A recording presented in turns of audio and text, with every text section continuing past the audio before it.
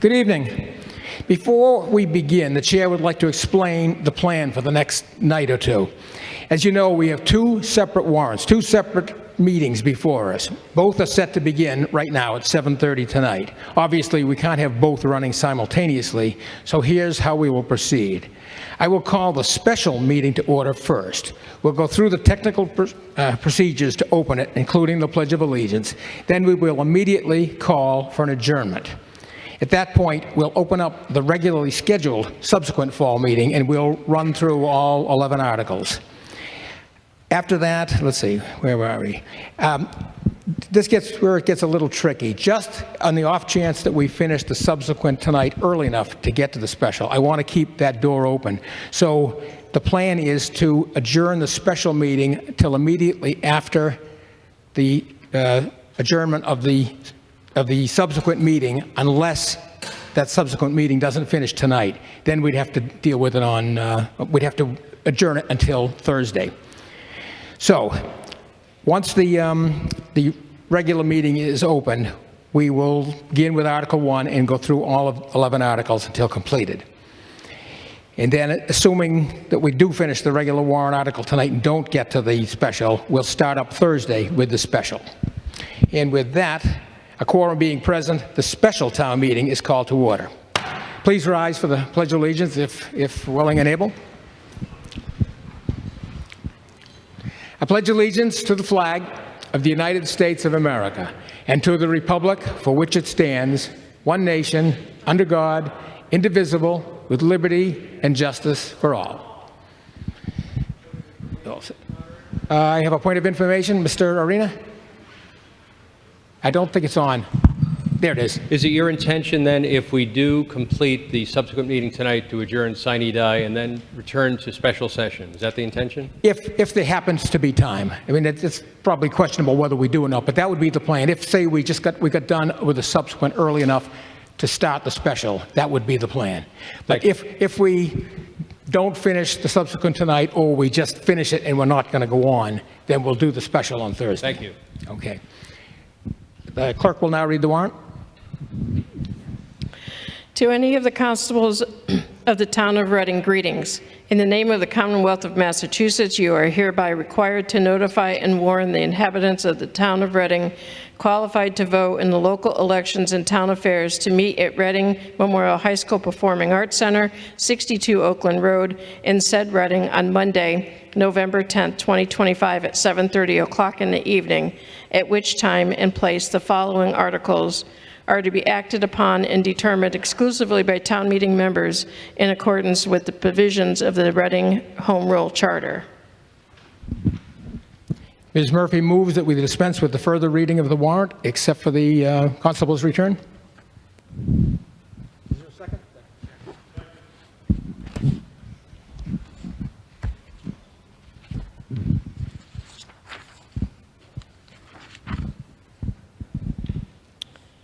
By virtue of the warrant, I, Laura A. Gem, on October 24, 2025, notified and warned the inhabitants of the town of Reading qualified to vote on town affairs to meet at the place and the time specified by posting attested copies of the town meeting warrant in the following public places within the town of Reading. Precinct 1, Warren Killam School. Precinct 2, Reading Police Station. Precinct 3, Reading Memorial Light Department. Precinct 4, Joshua Eaton School. Precinct 5, Reading Public Library. Precinct 6, Barrows School. Precinct 7, Birch Meadow School. Precinct 8, Wood End School, and Town Hall. The date of the posting being not less than 14 days prior to the November 10, 2025, the date set for town meeting in this warrant. At this point, I would entertain a motion to adjourn this meeting until after the completion of the subsequent meeting, provided it finishes tonight. Otherwise, it would be scheduled for Thursday night. Can I have that motion? So moved. Is there a second? Second. All those in favor of adjournment, please raise your hand. Those opposed? Motion carries. This special town meeting is adjourned. I now call the subsequent meeting to order. The clerk will read the warrant. To any of the constables in the town of Reading, greetings. In the name of the Commonwealth of Massachusetts, you are hereby required to notify and warn the inhabitants of the town of Reading qualified to vote in local elections and town affairs to meet at the Reading Memorial High School Performing Arts Center, 62 Oakland Road, in said Reading, on Monday, November 10, 2025, at 7:30 o'clock in the evening, at which time and place the following articles are to be acted upon and determined exclusively by town meeting members in accordance with the provisions of the Reading Home Rule Charter. Ms. Murphy moves that we dispense with the further reading of the warrant except for the return of the constable. Is there a second? Second. All those in favor, please raise your hand. Those opposed? By the virtue of this warrant, I, Laura A. Jem, on September 18, 2025, notified and warned the inhabitants of the town of Reading qualified to vote in town affairs to meet at the place and time specified by posting of tested copies of the subsequent town meeting warrant in the following public places within the town of Reading. Precinct 1, Warren Killam School. Precinct 2, Reading Police Station. Precinct 3, Reading Municipal Light. Precinct 4, Joshua Eaton School. Precinct 5, Reading Public Library. Precinct 6, Barrows School. Precinct 7, Birch Meadows School. Precinct 8, Wood End School, and Town Hall. The date of posting being not less than 14 days prior to the Monday, November 10, 2025, the date set for the town meeting in this warrant. Thank you. All right, we are ready to begin. Article 1 of the subsequent meeting is reports. I do not believe we have any. Ms. Murphy moves that we lay the substance of Article 1 on the table. Is there a second? Second. All those in favor, please raise your hand. Those opposed? The substance of Article 1 is laid on the table. Business under Article 2. Excuse me, Mr. Moderator. Another quick point of information. Oh, yes, I'm sorry. Yes? Where do the instructional motions fall? To which? They will, well, technically they are Article 2 of this warrant. Traditionally, we bring them up at the end of the meeting. So they'll be discussed before we go back to the special town meeting? Right. In fact, there is no provision in the special meeting for instructional motion, so it would have to come up in this meeting. Okay, thank you. Okay, fine. Okay, where were we? We laid Article 1 on the table. Article 2, instructional motions. Ms. Murphy moves that we lay the substance of Article 2 on the table, again, to be taken up later on. Is there a second? Second. All those in favor, please signify by raising your hand. Those opposed? And Article 2 is laid on the table. Business under Article 3. Let's see. Who is, we have a presentation by Ms. Angstrom. Okay. Thank you, Mr. Moderator. Good evening, town meeting members. I'm going to run through the slides for some of our reserves and for debt, and then we'll move into Article 3. So we started off the fiscal year with just over $17.3 million of free cash certified by DOR. We have 3 proposed uses this evening. Under Article 4, $355,000. Under Article 6, $246, and Article 10, $50,000. Giving us just over $16.9 million, plus we have general fund stabilization and reserves from FinCom, giving us a grand total of $19.16 million, which represents 13.8% of our net available revenues for fiscal 27. This slide shows you our reserves over the last 10 years in blue, and in red is the FinCom 7% minimum policy that we have to maintain. And the last 2 years, fiscal 26 and 27, are estimated using a conservative regeneration figure of $3 million and free cash use of $6.41 million for fiscal 26, $6.75 million for fiscal 27. This slide shows you free cash use as compared to regeneration. Regeneration happens when we spend less than we budgeted for on expenses and we collect more revenue than we projected. And free cash use is whatever we use during the year. In most years, leading up to the last few years, we tended to use a lot less free cash than we regenerated. In recent years, they've been more closely aligned. Fiscal 23 and 24, we spent a little bit more, but it was still kind of stable. Fiscal 25 was a lot different. We had a lot more free cash use than regeneration, and so free cash went down by about $2 million. This slide just shows you our authorized and unissued debt. We started off the year with just about just over $166.5 million of authorized but unissued debt. We have not issued debt yet. That would include all the new debt exclusions, Killam and Reading Center for Active Living. The only thing that we have outstanding right now is a ban for the field house work, and we will be borrowing permanently in either late December or January. So currently, no debt has been issued for this year. This is Article 3 is the amendment of the capital plan. Nothing we vote here actually funds anything. It just moves things around within the capital plan. As you know, we do 5% of our budget for debt and capital each year, and we tend to have to make changes to keep that balance. When we came and voted fiscal 26 budget in April, I had about $698,000 scheduled for debt service, expecting that we would have already borrowed for Birch Meadow Phase 2, pickleball, and the fieldhouse floor. We did internal borrowing to push that borrowing out till January, so there'll be no debt payments in fiscal 26, which saved us $698,000. But now I haven't done that 5%, so now I've got to move that 698 to capital, which is helpful because capital has been a struggle for years since inflation has hit. I feel like we can't get things done as quickly as we should. If we have an asset that's 10 years, I'm lucky if I can replace it in 13 or 12 years. So it's nice to be able to put a little of that money back to capital. So you can see fiscal 26, we have $698,000 of increases, and the detail is shown.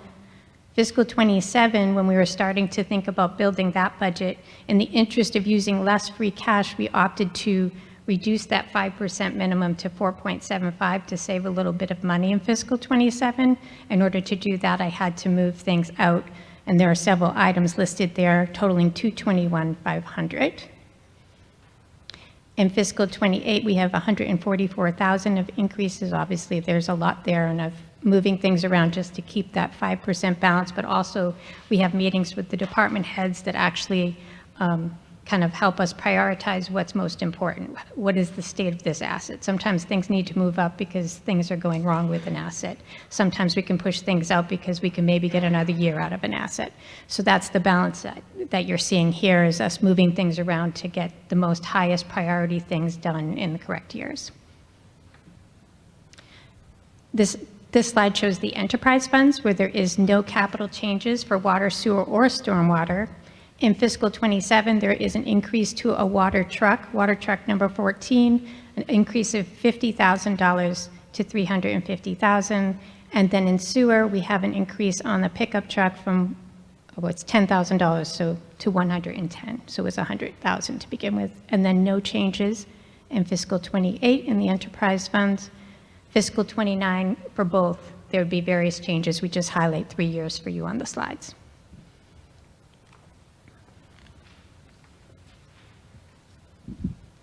Mr. Cornelis, do you have anything to add, or are you all set? All set. FinCom report?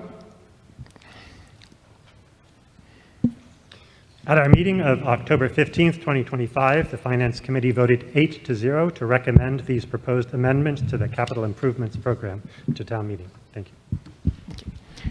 Further discussion? Yes, Mr. Arena.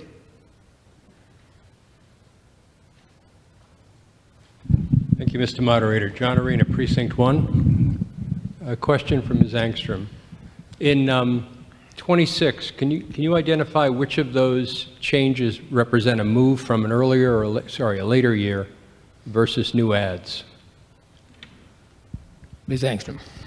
So the lighting control upgrade is a brand new ad. The Parker Middle School auditorium lighting was an increase. The pumper engine was there but needed to be increased. We did have something there for the ALS defibrillators, but the option was decided to upgrade the system to a totally different system, and that increased the cost by $240,000.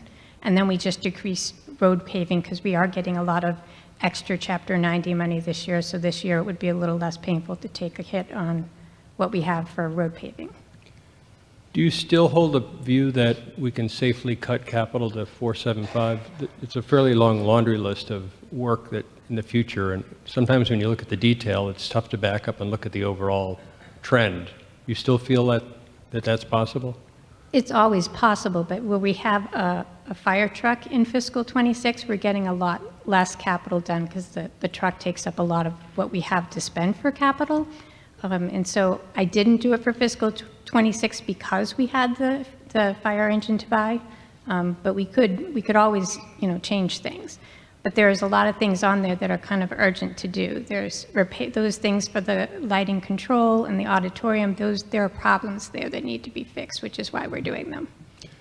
I'd be inclined to look at that again. It's not a topic for tonight, but capital and debt are one of those things that are investments in the future, and they tend to head off operating spending later on. So short-term gain is long-term pain if it's not funded. Thank you. Further discussion? Ms. Herrick?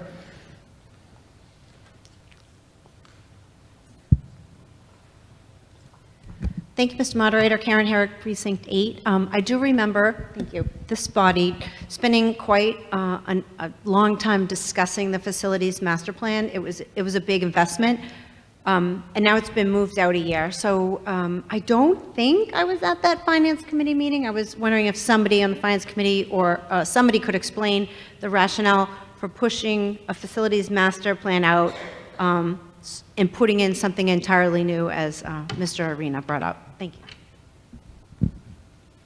Is there any response? No? No? Okay, any further discussion? Yes. Ms. Binder? I asked, yeah. Ms. Binder, did you have an answer? You didn't? Yeah, that's what I thought. Ms. Binder? No, I think Oh, Ms. Angstrom, are you going to? Okay. This is it right here, right? Can you scroll up a little? So the facilities master plan was not fiscal '26, but '27. But because we were trying to cut money from that fiscal '26 budget, a $200,000 ask was a big ask, so we moved that one out. Wasn't anything in particular that was, making us do that, except that the facilities master plan could potentially wait. But we're trying to cut a huge amount of money out of the capital plan just to get some savings in the budget for fiscal '27 to reduce our need for free cash. Ms. Binder? Thank you, Angela Bender, Precinct 5. I spoke to the town manager months ago about something that I thought was coming up on town meeting in November about how it might be paid for. And I suggested the Burbank rent money account, and the town manager asked me to speak to Ms. Angstrom, and I did. And she explained to me that that account is now being dissolved. It was dissolved and is going into free cash. So there's been an infusion into free cash, and there will be an infusion in the free cash in the future. And I was just wondering, Ms. Angstrom, could you explain a little bit about what that was about? Ms. Angstrom? Yeah, so we had that Ice Arena fund set up for a long time, and we were just letting the money build up in there. The first year I was here, we had been using it in its entirety the very next year to support the operating budget. And then once they needed to start doing capital work, they told us, we're not going to be giving you money for a while. And so we just stopped relying on it for the operating budget. But when we took a look at kind of how the fund started, we couldn't figure out how the fund got started, and we decided it would be best to close it to free cash, because then it could be used for any purpose, and it wouldn't be just sitting there as like an extra pool of cash. It's mixed in with the free cash that we already have, because we couldn't find any authorization for that fund. It was always referred to as a donation fund, but we couldn't. But it's not a donation. It was. Yeah. I couldn't find anything that pointed to how the fund got created. So just in the better interest, it made more sense to put it in free cash, just not knowing how it was. We just couldn't put our hands on the vote that put that fund together.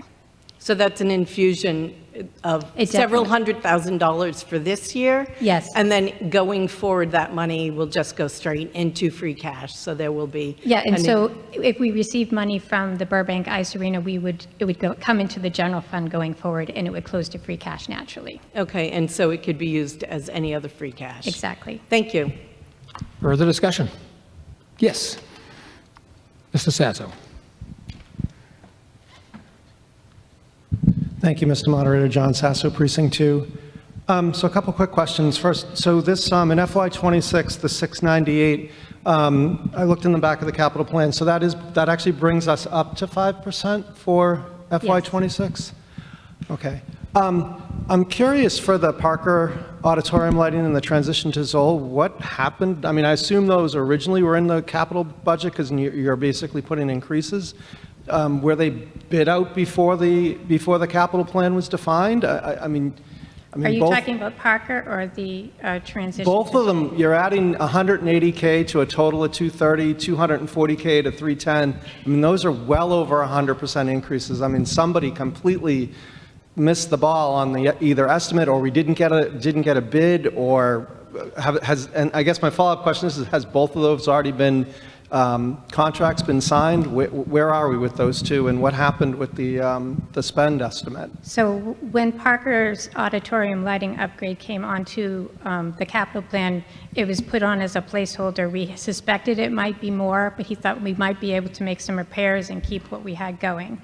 And it turned out that we needed to do a lot more. And he did tell me this could be a lot more, but I don't know yet how much. So it was really put in as a placeholder to start, knowing that we need to spend money there, but not knowing exactly how much.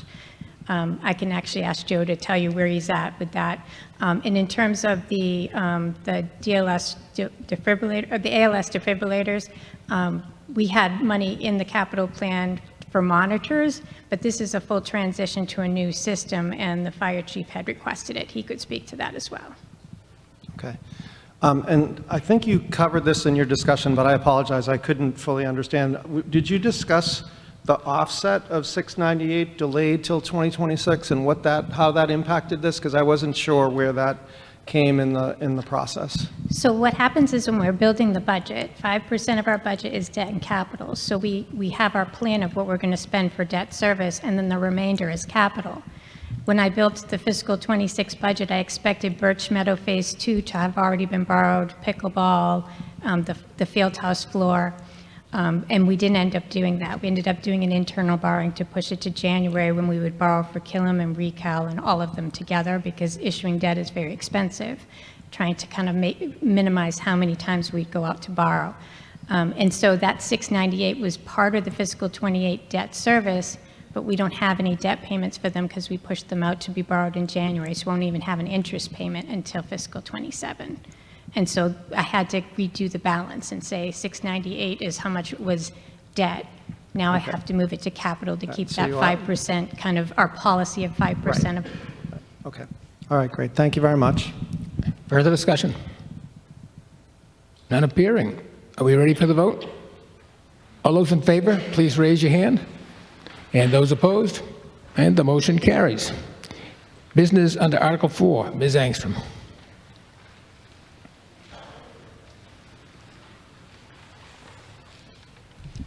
Thank you, Mr. Moderator.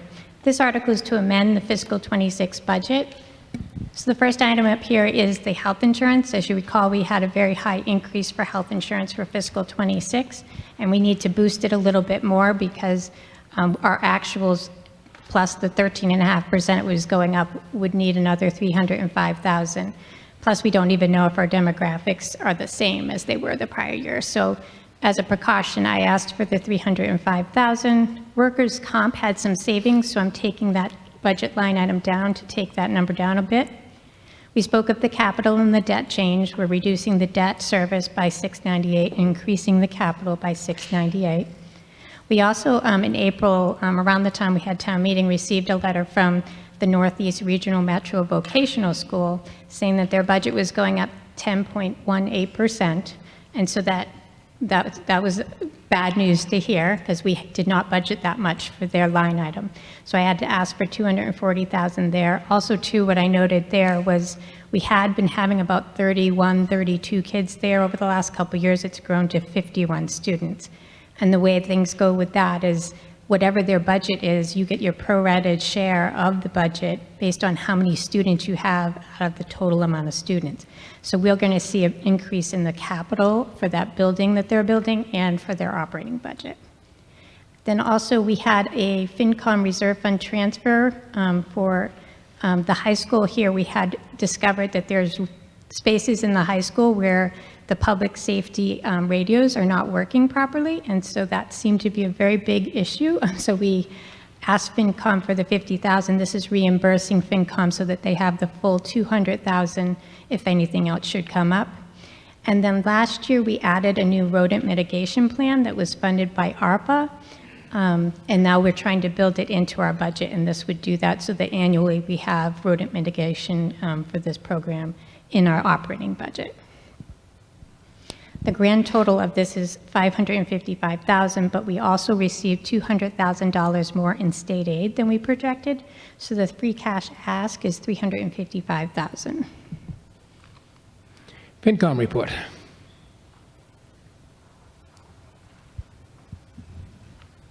On October 15, FinCom voted 8-0 to recommend this article to town meeting. Thank you. Further discussion? Yes, Mr. Barnes? Thank you, Mr. Moderator. Jonathan Barnes, Precinct 5. Just a quick question. I see up on, excuse me, on this slide, on D99, it indicates borrowing delayed until January 26, whereas in your explanatory description, it didn't indicate a particular date. Is it still January 26, or has that changed? I think we might be borrowing in December because it's a favorable time, but it's still not going to change our plan. There will still not be a debt service payment in fiscal 26 for the borrowing, so. Thank you. Mr. Arena? Thank you, Mr. Moderator. John Arena, Precinct 1. Ms. Angstrom, you mentioned on the B99 that the 305K, you were conservative and thinking that might actually increase. How much conservatism do you think is in the 305? I feel like we don't have as much buffer in our health insurance as we have in the past, so it's going to be really close. So I'm asking for it because I do think it's going to be needed. The increase from the vocational school, that's 10.18 in their budget. What fraction of that do we bear? What does the 240K represent on top of the basis number? You mean percentage of budget? Correct. I don't recall, I'm sorry. What's our total funding that the 240 is additive to? How much is the total funding? 240 is added to some baseline. Do you happen to know what that baseline is? I don't have it in front of me, Okay. but I can look it up for you. So, but the 240 is the net of an increase in the OpEx plus more students What we going there. budgeted for, it's going to be another $236,000 between operation cost and capital because of their increases. Lastly, the FinCom reserves, I'm confused by reimbursement. We're reimbursing FinCom or FinCom is reimbursing us? FinCom approved a transfer, and so we could do the work right away for the amplification for the public safety radios, and we're reimbursing FinCom so that they have their full $200,000 to work with if anything else should come up. Thank you. Further discussion? Yes. Mr. Herrick? Thank you, Mr. Moderator. Excuse me, Steve Herrick, Precinct 8. Ms. Angstrom, I have a question about the borrowings. I just want to make sure I understand the mechanics of this. So we have not borrowed any money yet associated, and you listed on elsewhere, the various projects that we are funding, the things you've kind of amalgamated together. So have we not spent any money on that yet, and that money is still to come in the future?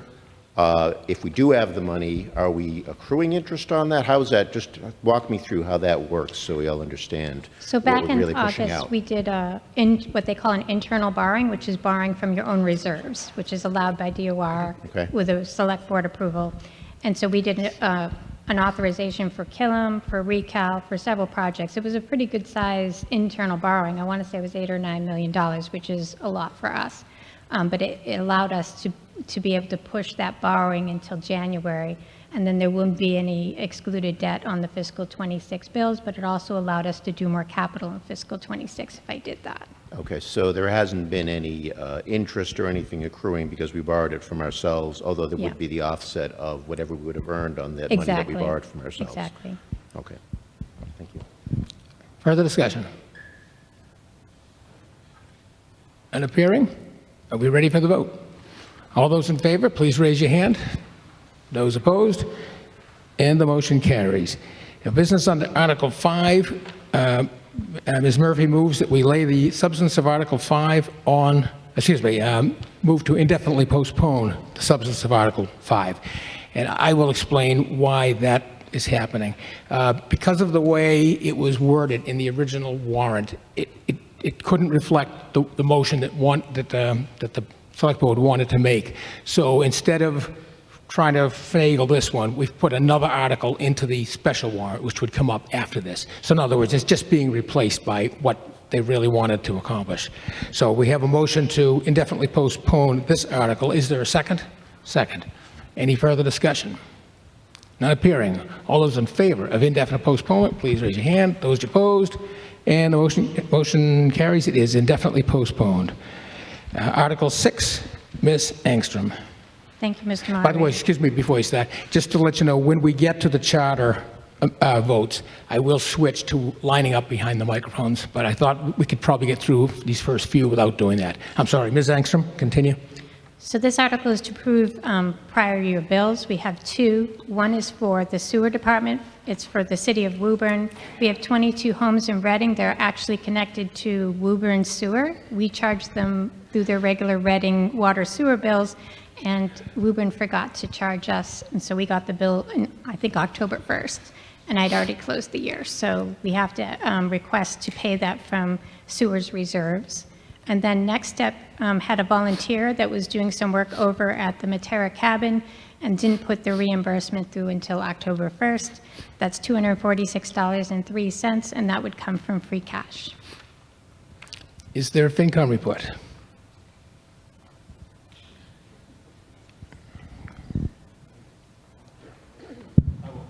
Oh, okay. Mr. Cott. Sorry about that. Thank you, Mr. Moderator. Joe Carnahan, Precinct 7. Our FinCom member who was originally planning to give this report is not here yet tonight. Sorry about that. But at our meeting on October 15th, the Finance Committee voted 8-0 to recommend the substance of this article to town meeting. Thank you. Okay. Is there further discussion? Now, this requires a 9/10 vote, so we're going to try it first. If it's unanimous, I will declare it as such. All those in favor, please raise your hand. And those opposed? I declare it unanimous. Okay. Business under Article 7, Mr. Cornelis. Thank you, Mr. Moderator. So Article 7 deals with the Special Municipal Veterans Assistance Fund. It would be a new fund that we create to assist our veterans. We do this by adopting Mass General Laws, Chapter 60, Section 3F. And what it essentially does, it allows us to put a space on either the excise tax bill or the property tax bill or both. And taxpayers could then make a voluntary, essentially a donation or a pledge on their bills itself that would be deposited into the special newly created fund.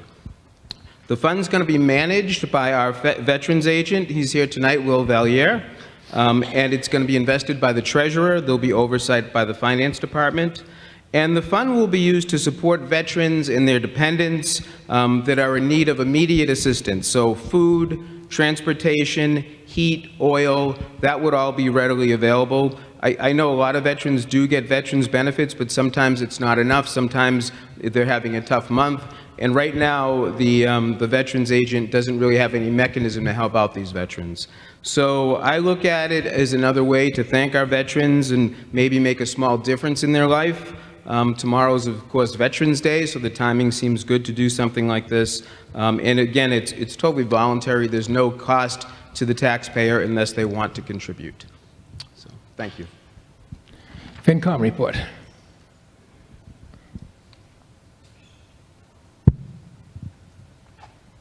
Mr. Sullivan.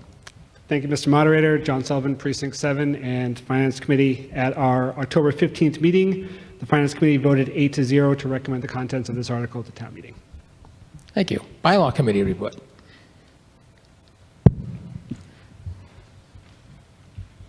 Thank you, Mr. Moderator. Jesse Arnold, Bylaw Committee Chair. On October 9th, the Bylaw Committee voted 4-0 to recommend the content of this article to town meeting for its consideration.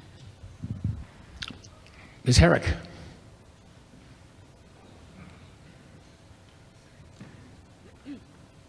Thank you, Mr. Moderator. Karen Herrick, Precinct 8 and Select Board. I can only speak myself as one Select Board member, but my recollection of our meeting where we discussed this was enthusiastic support, and I certainly put my full support behind this article. Thank you. Further discussion? Yes?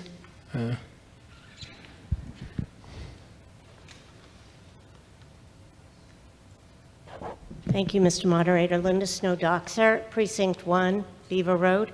I just wanted to add personal experience to this. I was working with a family in Salem, and they were not able to pay their oil bill, and they were not able to, they had Meals on Wheels, but they had some other struggles, and the veterans officer there was able to really rescue them from some awful situations. So I just wanted to say thank you for initiating this and enabling us to vote. I will be voting yes on this. Thank you. Mr. Herrick? Thank you, Mr. Moderator. Steve Herrick, Precinct 8. I support this in concept.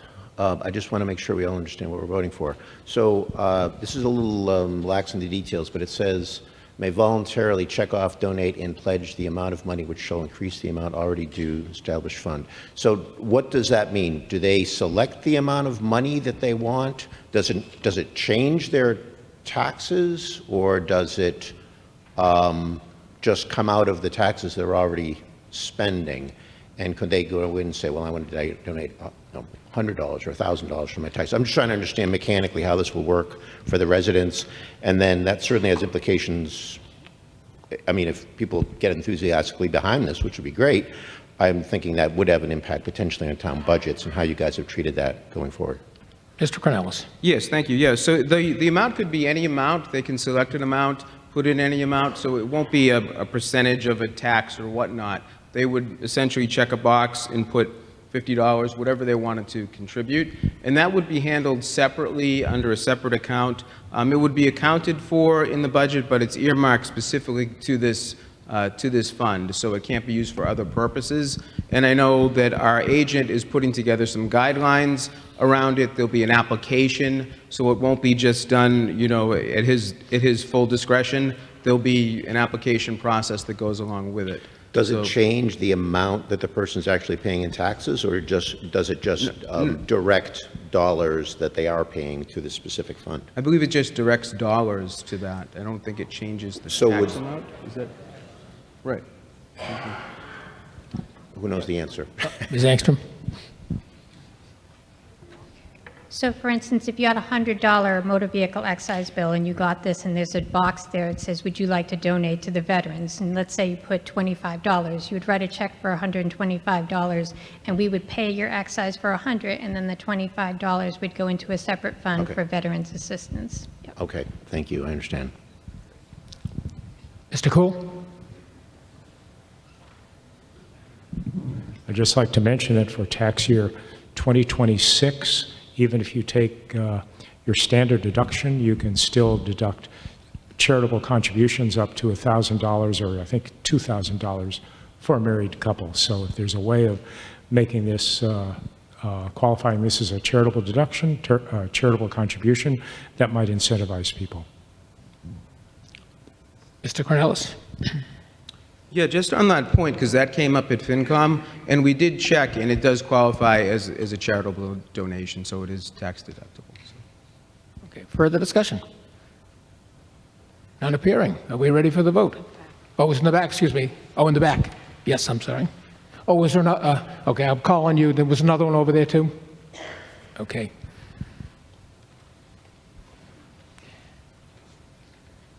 Hi, this is Shirley Jia from Precinct 6. I have a question about pledge and amount of money.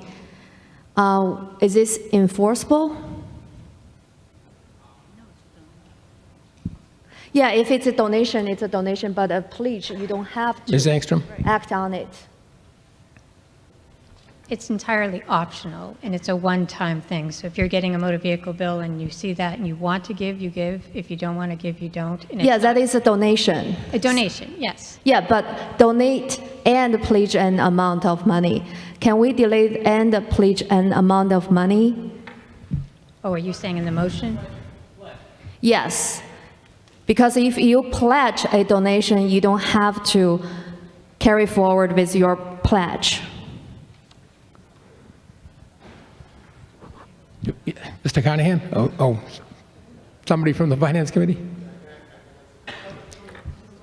According to town council, we have to keep the language as it is in the statute. Can town council explain that to me, the legal enforceable wording of this one?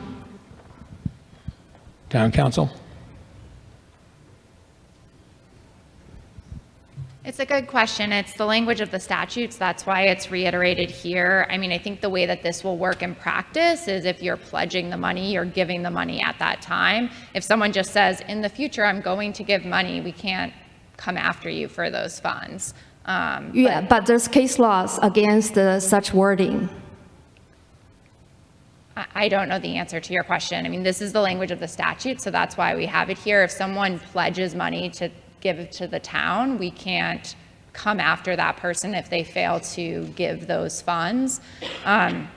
If you give us the money, we'll put it into the account and we'll use it for the restricted purposes. So you mean there's a option checkbox for a pledge, or there's no? I just want to clarify. Yeah, do you know the answer? Yes. Hello, I'm Andrew Kume. I'm also the former town treasurer, and I've worked for over 5 years in the charitable finance profession, and I'm going to try to answer your question. So there is a difference between a pledge and a gift. Yes. A gift is when you check it, your money goes directly out of your account. Yes. A pledge is when you pledge to pay something. What Right. that means is that you will get a reminder or periodic reminders about your pledge. For example, if you check that you're going to pledge to pay $100, okay, that means that you will be getting reminders to pay that $100. If you pledge to pay something for 5 years, you will get a reminder, $25 every year. This is in general how a pledge works.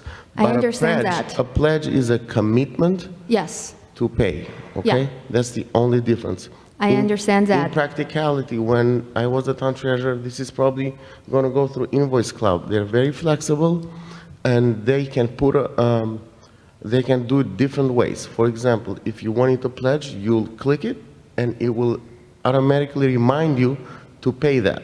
That's all it is. But in the end, you will end up paying for whatever you pledge for. So you mean we are just voting for a concept now, right?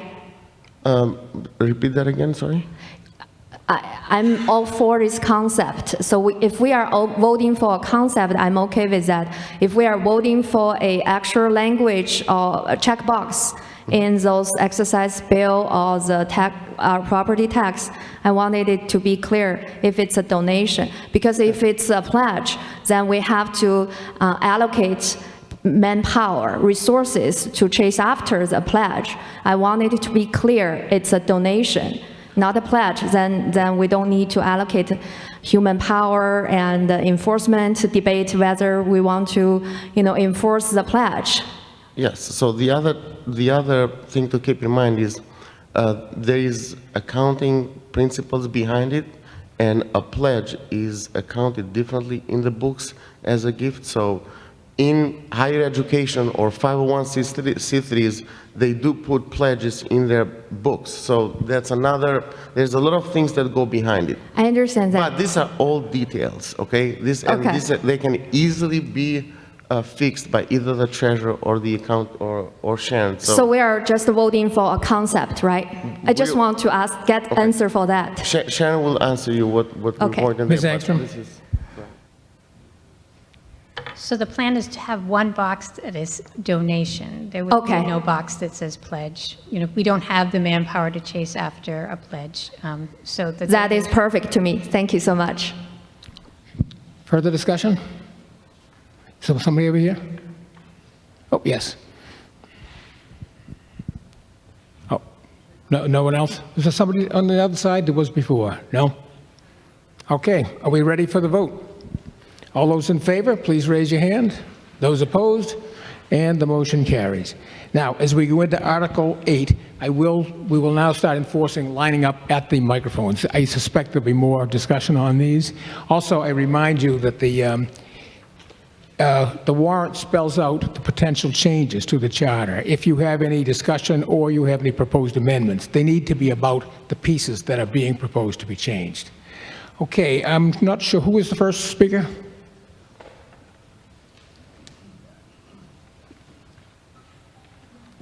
Mr. Haley, okay. Thank you, Mr. Moderator. Chris Haley, Select Board, and then Chair of the Charter Committee. The Charter Committee was comprised of myself, Jesse Arnold, Jonathan Barnes, Jeff Beckwith, yourself, Alan Folds, Andrew Grimes, Ray Porter, Chuck Robinson, Jeffrey Struble, and then Bill Brown and Phil Pacino ended up Phil didn't run for re-election, and Bill Brown unfortunately couldn't make it anymore. So the Charter Committee was comprised of those individuals, and then every 10 years we were tasked with the creation of the Charter Review Committee. Specifically, Article 4.13 of the Charter states that the committee shall review the charter and make a report with recommendations to the town meeting, and the town meeting warrant together present a slate of changes proposed by the committee.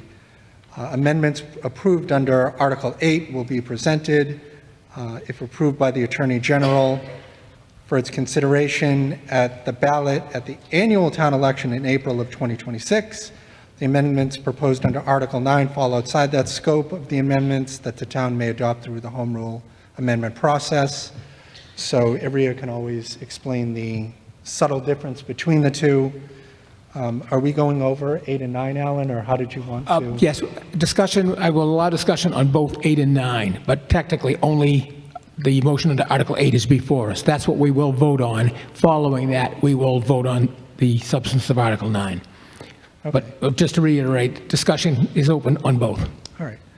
So if I could have Ivrea just explain the two differences for us real quick. Ms. Freed. Thank you. So as Chris said, a municipality can amend its charter under Chapter 43B, which is sometimes referred to as the Home Rule Amendments. And that process involves town meeting approval tonight by 2/3. And then it will go to the Attorney General's office, as he stated, for review. They will conduct a consistency review, and if it's approved by them, it will go to the voters at the ballot. Now, the process outlined in the Home Rule Amendments to amend your charter are limited, and you can only use the Home Rule Amendment process for changes that do not change the composition, mode of election or appointment, or terms of office of the legislative body of that community, so town meeting, the town manager, or the select board. So in going through this process, the Charter Review Committee needed to sit down and say, okay, does this change that we are proposing change the composition, mode of election or appointment, or term of office of town meeting, the town manager, the select board? And if the answer to that question was yes, then we could not present that amendment to this body, to the Attorney General, and to the voters at the ballot. So the alternative process was to file a home rule petition with the legislature, and the legislature would approve those changes. So that's what you see in Article 9. And so what will happen is the legislature, if they approve the changes proposed in Article 9, will condition that approval on the approval of Article 8 at the ballot. So the changes will only come into effect, the changes you see in Article 9 will only come into effect if the voters do in fact vote positively on Article 8 at the ballot. So they are intrinsically connected. There won't be a situation in which some of the changes move forward and some of them do not. And I'm happy to answer more questions as the night proceeds, but that's the distinction between Article 8 and Article 9 tonight. Thank you. Mr. Haley. Thank you, Mr. Moderator. So on page 34, 35, and then 36 in the warrant book is all the various changes that the Charter Review Committee had went over. the majority of which is just changing selectmen to select board, those kind of changes. But you might see in here that there's a noteworthy change, like under 1.6, and then there's an explanation. So what I will say is that the entire charter was voted on unanimously, other than Ray Porter, who abstained from the RMLD only section in the charter. So any changes that you see in here were voted on unanimously, either 8-0 or 9-0 by the Charter Committee. Any changes you do not see in here, conversely, were somewhat voted on as well because we did not make the changes. As a couple examples, Bill Brown wanted to have a penalty of violating the charter. Since he only wanted to do that and none of us felt that that was warranted or even enforceable, we didn't add it in there. So as long as like 2 members wanted something to go in there, we would have put it in there and then we would have voted on that at the end. The same thing for the Board of Health being an elected position. That was presented to us, we discussed it, and there was no appetite for any of the Charter Review Committee members to actually put that in there. So the other thing to take into account, we're going to have various Charter Committee members come up and go over each individual article section. So Jeff Struble is doing Articles 1 and 2. But I can always attempt to answer any questions people may have, whether our rhyme or reason for making a change or not making a change, because this has happened over the course of the last 2 years. So I think that's pretty much it. So, are you ready? Yeah. So I before think we that- take Mr. Struble, why don't we get the bylaw committee report, just so I don't forget it.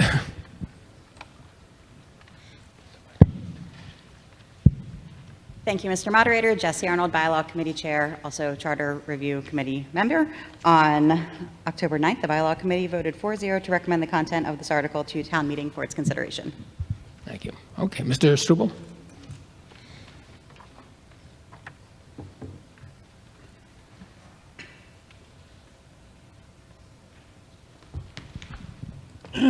Thank you, Mr. Moderator. Jeff Struble, Precinct 7, and also a member of the Charter Review Committee. I'm going to be going through Articles 1 and 2, and we'll have others doing pairs of the articles after me. One thing I wanted to say is a large amount of the changes are due to making the language gender neutral. That's a result of an instructional motion way back in November of 2017. Which instructed both the Select Board and the Bylaw Committee to try to make the language in both the bylaws and the charter gender neutral. The Bylaw Committee tackled that and brought it to town meeting in April of 2019, where we changed the bylaw language there, but the charter's language couldn't be changed until the committee was formed and was able to apply themselves to it. And so that's what you're going to see. I'll be going through them, the articles individually, but most of them, which I'm going to skip over, if it's just, as they say, a gender neutralization, I'm going to go pretty fast past that because it's kind of obvious. One thing I noticed is that I hope you all, it was back there on the table, but it was also emailed to everyone last week, this color-coded section of the charter, which showed sort of a roadmap of how the changes were made. It has, all the deletions and strikeouts were in blue, and all the additions were in red. Hard to see that on the one that came in the spiral-bound one, because it's just black and white. But they did have the strikeouts and so forth. So you're going to see me flipping back and forth here between the two, so I make sure that everyone who didn't get this color-coded one can still follow along. So let's begin.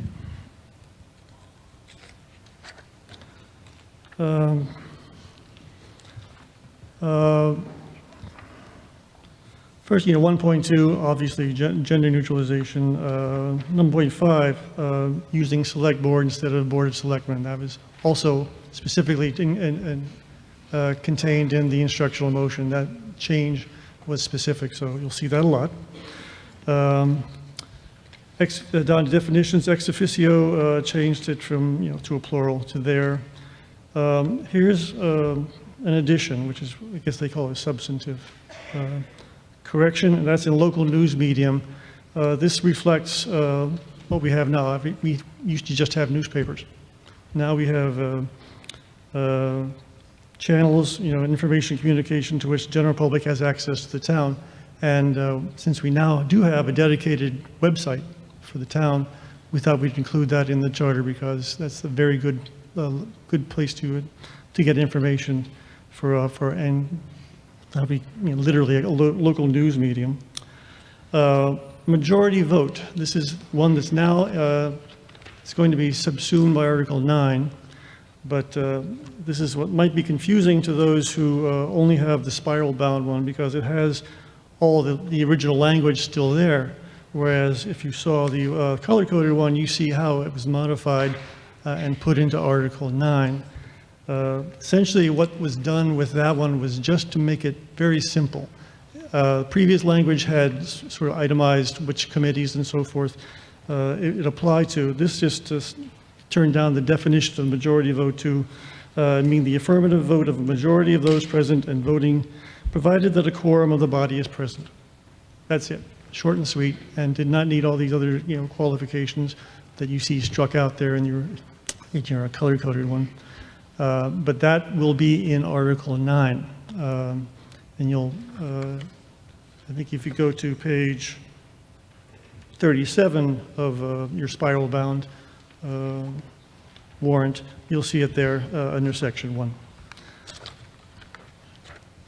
So continuing, for town officer, again, that's just gender neutralization. Also, I mean, there's a lot more eyes out there than we had on the committee. If you see anything, let us know that we missed. Please speak up. But we thought we did a pretty good job in vetting out the gender problems. Now, going on to Article 2. Again, revision of precincts, Board of Selectmen becomes Select Board, obviously. And then down in 2.3, here's changes to there. Vacancies, next one that has any changes is vacancies in 2.6. I believe that is also something that has to be subsumed by Article 9. But the only thing that really changed there is the addition of the sentence in that second paragraph. This is when we're removing town meeting members at the end of each town meeting, which I think you've probably all gone through by now. It was thought that up to the very last minute, a town meeting member should have the option to state their case. Many times, you've probably found in precinct meetings, people who are, can't attend more than half of the town meetings beforehand had extenuating circumstances and, a job, a medical condition or something like that, which, deserves explanation, but sometimes they just can't get there to explain it. So we thought that they should have a chance to be heard, even up to the point, if you look in the bylaw, yes, you have the recommendation by the precincts, but up to the point where, this body takes the vote, that person should have the chance to be heard. And that's what that addition is meant to mean. So their seat may be declared vacant by a majority vote of town meeting after providing the member an opportunity to be heard, just to be fair to them. Continuing now, the other changes in vacancies is just gender neutralization. Continue on 2.9, also we spell out the moderator, and that could be genderless. Same with 2.11. His goes to there. The next one's kind of interesting, for me personally, actually.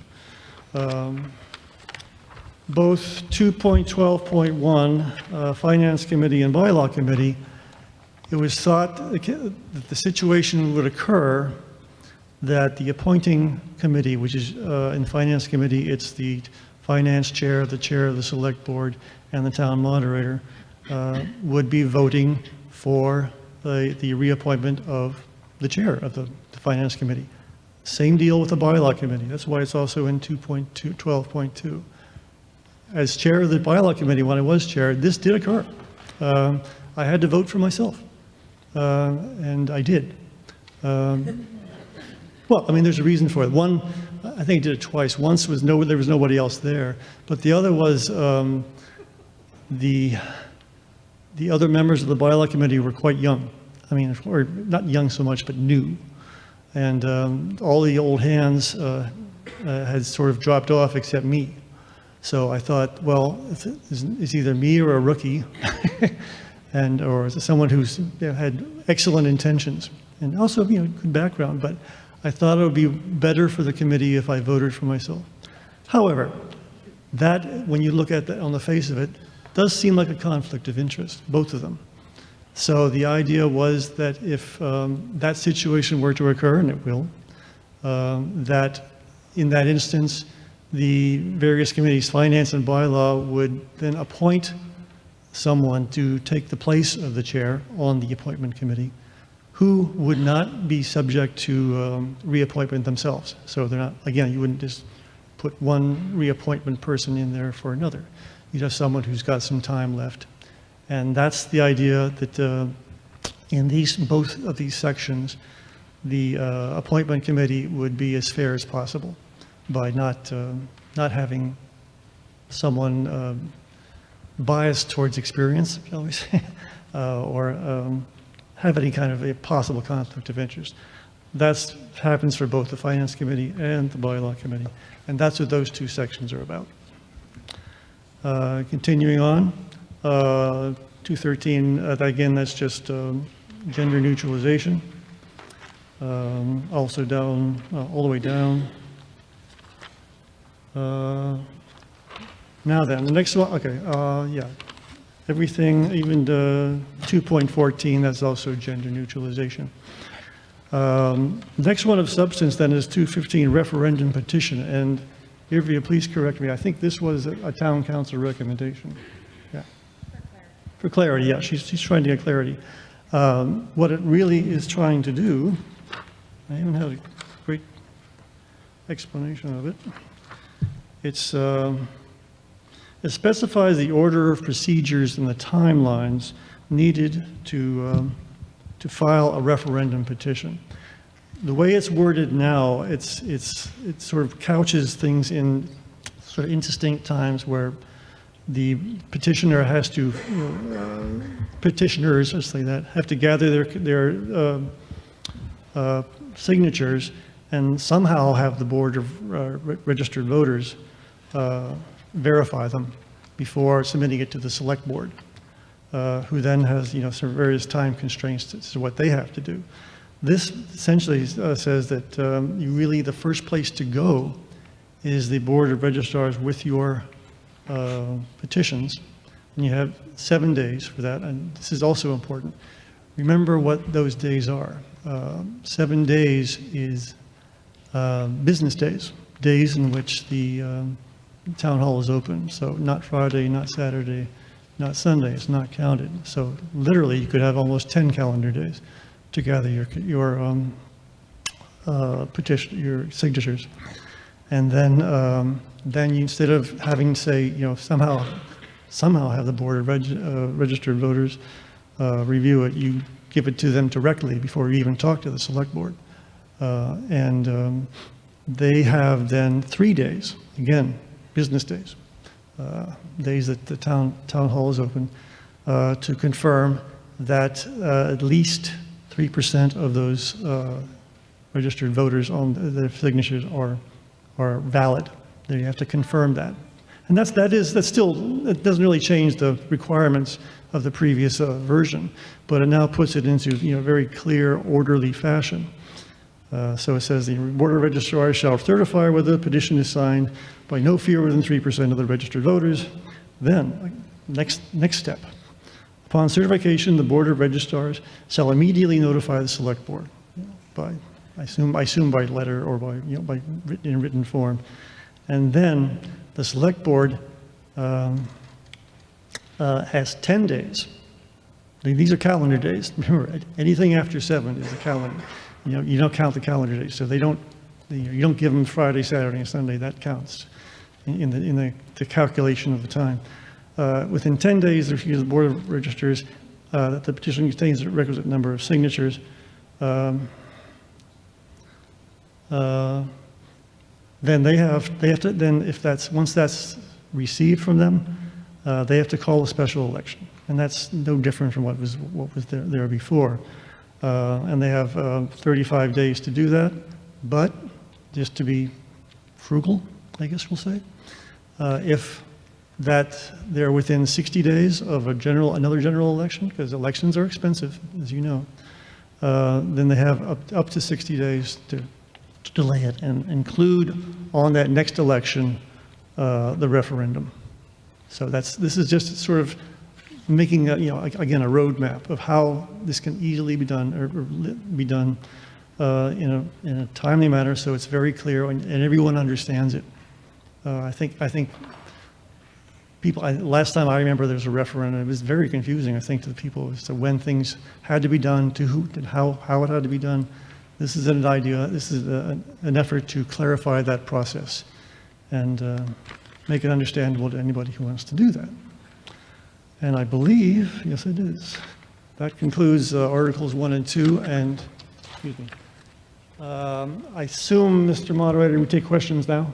Yes. Yes. Are there questions on sections 1 and 2? Yeah.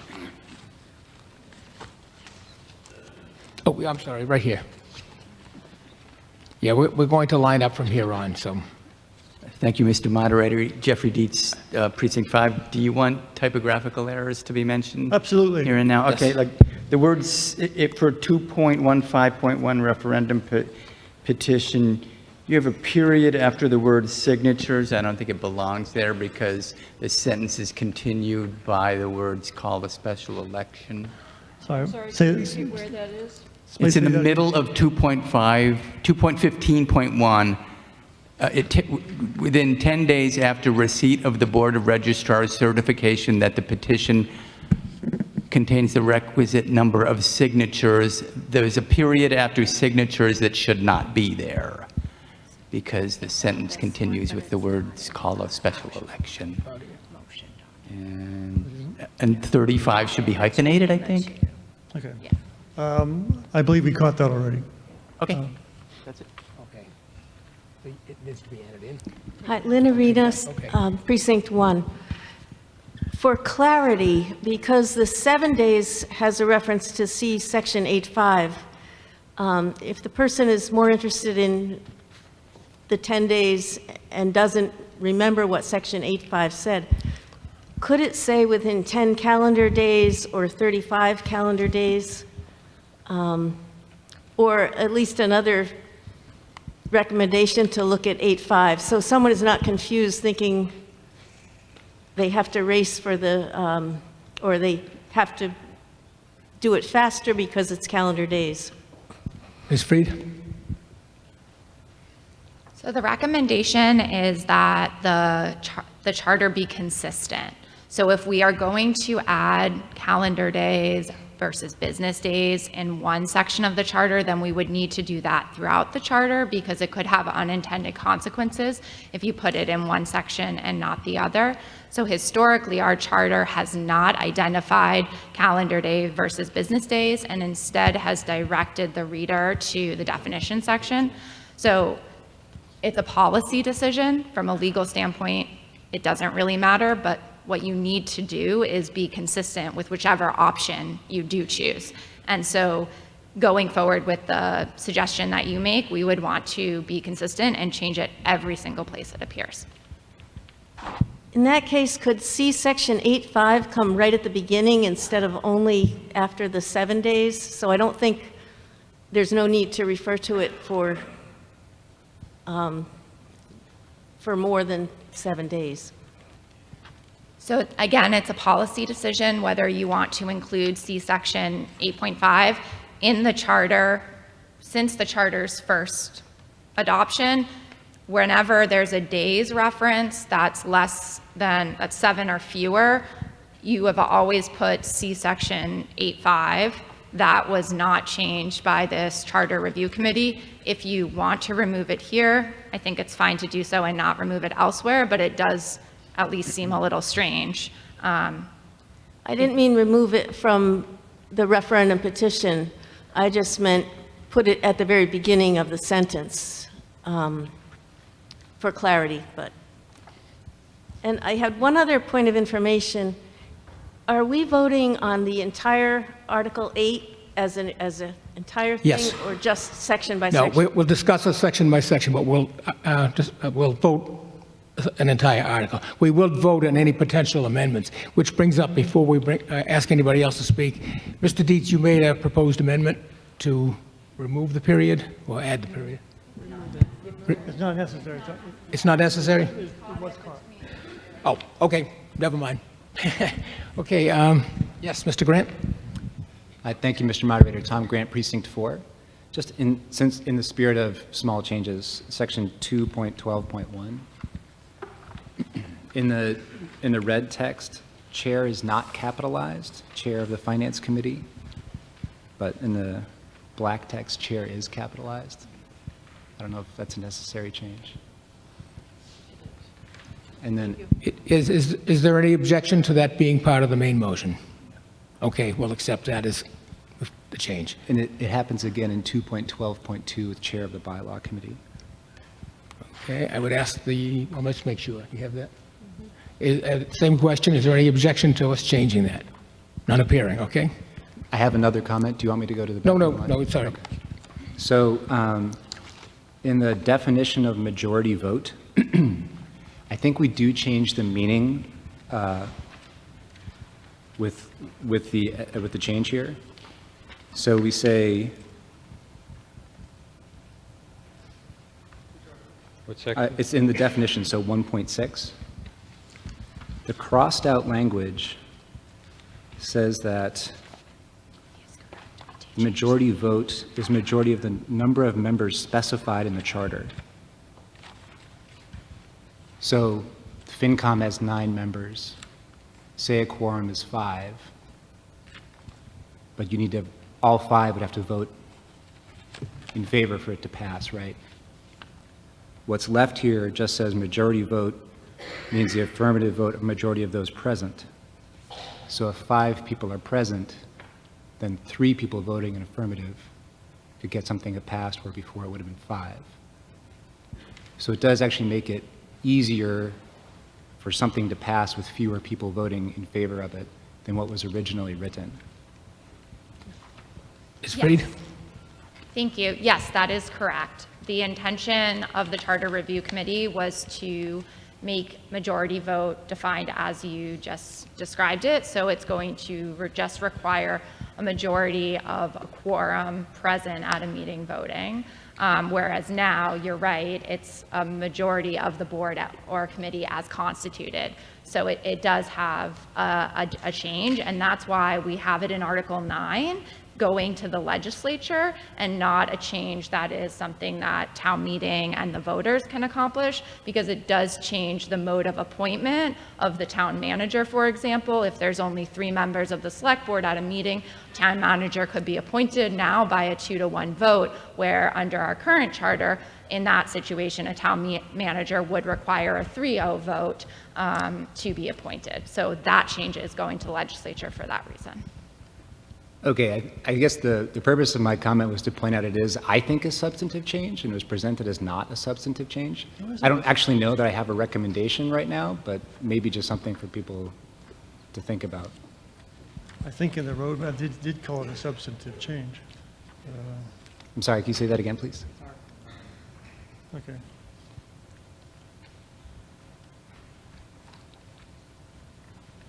Oh, I thought you said it wasn't a substantive change. Okay. Oh. No, Thank you very much to Town Council for helping. I'm sorry. I didn't mean- Yeah, okay, thank you. Okay. Mr. Arena? Mr. Moderator, I request 10 minutes to complete my comments. Okay. I'd like to make a motion to return majority vote to its original construction. My reasoning is, it seems frustrating to the purpose of public policy to have a minority of individuals decide for ultimately what should be a full present body. And if we can't find individuals to attend regularly, we should find new individuals, not nominate fewer of them to make the decision. Is there a second to that motion? Second, okay. Mr. Marino? The proposed amendment would reduce the number of individuals on a board to a mere majority of the quorum. So a group of 10 would need a quorum of 6. And today, 6 would have to be present, vote in the affirmative. The proposed language would allow 6 to open the meeting, but a majority of the 6, or 4, to decide for the body, where the body in total is 10. If we can't find 10 persons in my hypothetical, we got to find new people, not lower the goalpost. Okay, discussion now. We now talk about the proposed amendment. Is there further? I will remember where you are. A discussion on proposed amendment? Oh, Ms. Binder? Okay. Angela Binder, Precinct 5. I was actually going to ask about this, too. I actually like the change because I think that it is sometimes difficult to have a quorum at meetings. And I like the idea that it is a majority of the people present. So I'm in favor of the proposed amendment. Okay. Yes, I'll take you next, and I'll bounce over there. Martha Moore, Precinct 8, and also a member of the Conservation Commission. We are a committee that is frequently not filled with members by the Select Board, and our official number of people is 7. But if we are down to 5 or 6 members because they haven't appointed enough members, it's very hard to get 4 to be the number who actually votes something in, and it can really impact the ability of people to get their projects approved if one person can hold up the show, because we need a full number of 7 to vote in favor of something.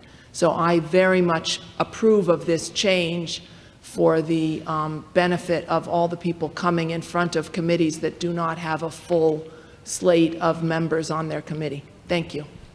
Yes, back over on this side. Tom Wise, Precinct 4, School Committee. It's hard to know what people are saying in terms of what they're for or against. I'm for the amendment to striking that John is proposing. But the reason for that is, while yes, I understand the concerns of some committees who have a hard time being fully populated, we should look at the composition of that committee and make sure we're populated or adjust the size appropriately. What this ultimately allows, as it's written, is potentially adjusting a committee to make sure that you can get the people to attend a meeting that you want to attend a meeting to make an action happen, as opposed to the full quorum of the body. So in the example of, usually we use odd numbers, so I'll use the 9. Let's use 9, a committee of 9, which needs 5 to approve.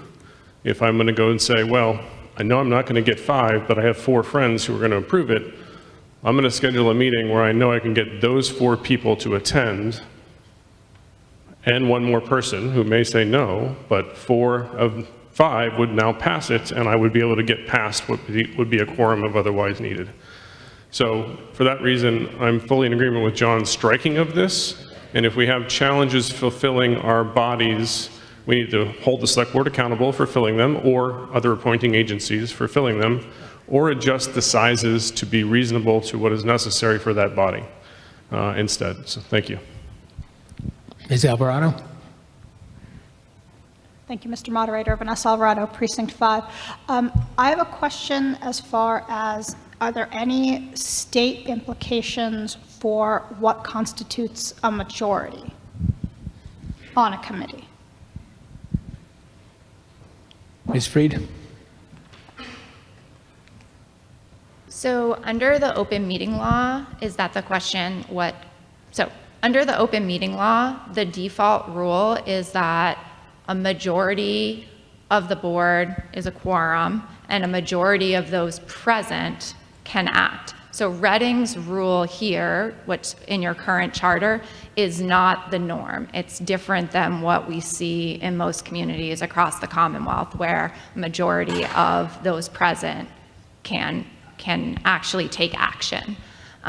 To the extent that there are specific rules governing how a vote is taken, those rules would supersede. So for example, the Conservation Commission, there's specific rules for the number of members of a Conservation Commission that are needed to approve an NOI. That rule would stay in place. The CPDC, for example, to approve certain special permits needs a specific vote. That vote rule would stay in place. So what we're talking about here is our standard decision of any board to act that's not governed by additional rules. You are placing a higher burden on them than is set by state law generally. Thank you very much. And just for clarity, Mr. Arena's amendment to this portion is such that a majority of the committee, not those present, is what would be required to pass the vote. Is that correct, Mr. Arena? Mr. Arena? The motion was to strike the amended language and return the definition to its original phrasing. Point of clarification. Ms. Reed? Thank you. The amendment would actually be on Article 9 and not in Article 8. So this is where it's getting a little confusing because the text that does effectuate the change that Mr. Arena is speaking against is contained in Article 9. I agree entirely, in which case I don't know why we're talking about this now, because you're denying the body the opportunity to respond to what's just been presented. So I'm frustrated by the process. If we can't vote on it, why are we discussing the amendments? Because we can't possibly recall them when we bring up 9. I'm not sure what, when Article 9 is, you're absolutely right, the change really belongs in 9, not here. So I think I'm going to end this debate for now, but it will come up in 9. I mean, that it would be a logical place to make that proposed amendment. So I think at this point, we will move on to discussing everything under sections 1 and 2. Can I speak first? If it's about this, no, because we'll be doing that on the next article. Yeah, that makes sense. I wasn't thinking of that being in Article 9. But so for now, we're going back to sections 1 and 2.